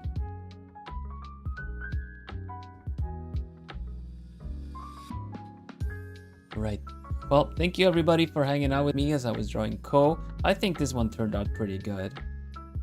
I wasn't sure where this was going when I first started the portrait, but hey, it actually has very seasonal, very wintry.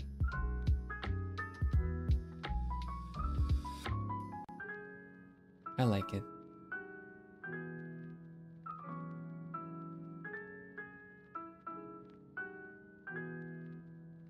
Thank you. Colors in this one are popping out so nicely. Thank you. Playing with a lot of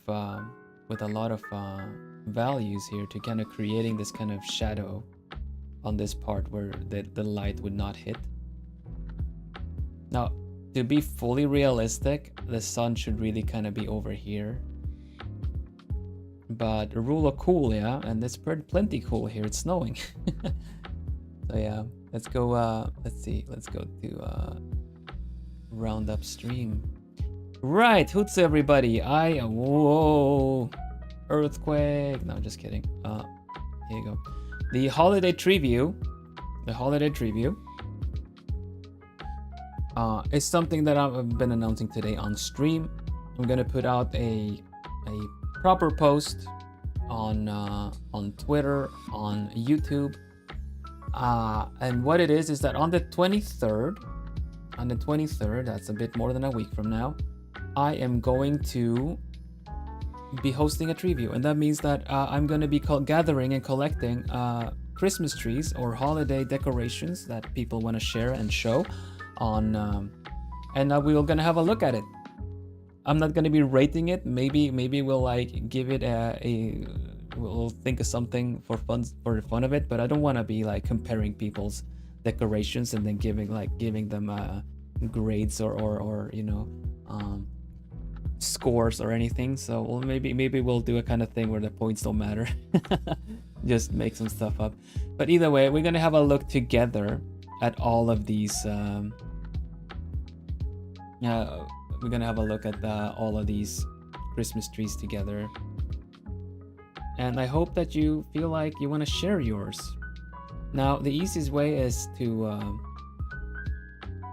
You just like post it on the Discord or hashtag it on Twitter.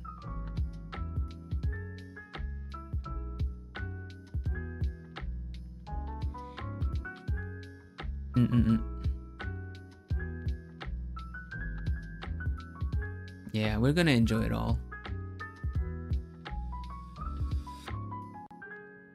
5 golden rings are a partridge in a pear tree. Mumbling reading that, but that's yeah, exactly. In a pear tree, yeah, something like that. I'm not sure. We can think of stuff as we're watching. I'm just really looking to check out all of your beautiful Christmas decorations. That's really what I'm out to do. But we can do it together, and then you can also benefit from it. I'll make a proper post and which hashtag to use. I know that people on YouTube might have a hard time sharing theirs on YouTube, but hopefully they can find their way either to the Globie fan Discord or the or just post it on Twitter. I'm saying Globie fan Discord because if you don't want to put it super publicly on Twitter or something, then at least the Plu mods will be able to carry that over so that I can also incorporate that. Let's see, what else? Oh yeah, please make sure you don't dox yourself. Don't take a picture of that shows something very blatantly where you might be living, reflections in glass and things like that. Be careful with that. I'm gonna scan the pictures myself, have a look at them a bit quick so that there's nothing incriminating, and if not, I will cover it as well. But please be careful, okay? This is if you're gonna post some stuff on Twitter like that, be careful with that. And I'd love to see your Christmas trees. It would be beautiful. All sizes, all kinds of ambitions are welcome. Even a twig in a bottle with some Christmas lights. I would love to see it. So yeah, please consider taking part of this. Now let's see. Let me have a look if there's anyone we can raid, and if not, we just leave it there. Toxic Tiger. Oh, actually. Hey. All right. You know what? I know exactly where I'm gonna send you guys. We're gonna go to Leon Senpai, because Leon Senpai is doing a donathon, and he's drawing Globie members without references, and that would be funny. I wonder if he's drawn me yet.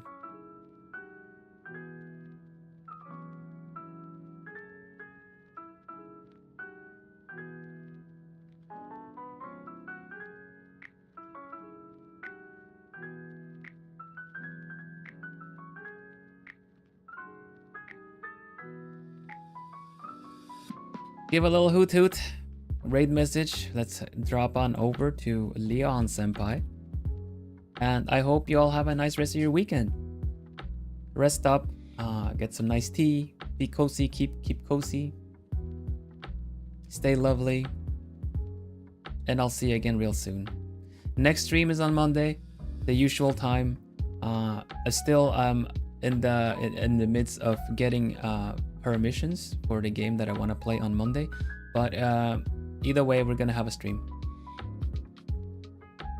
So yeah, I'll see you then. Take care, everybody. Hoot hoot, hootsu, hootsu, hoot bye, hoot evening, hoot weekend. Bye bye.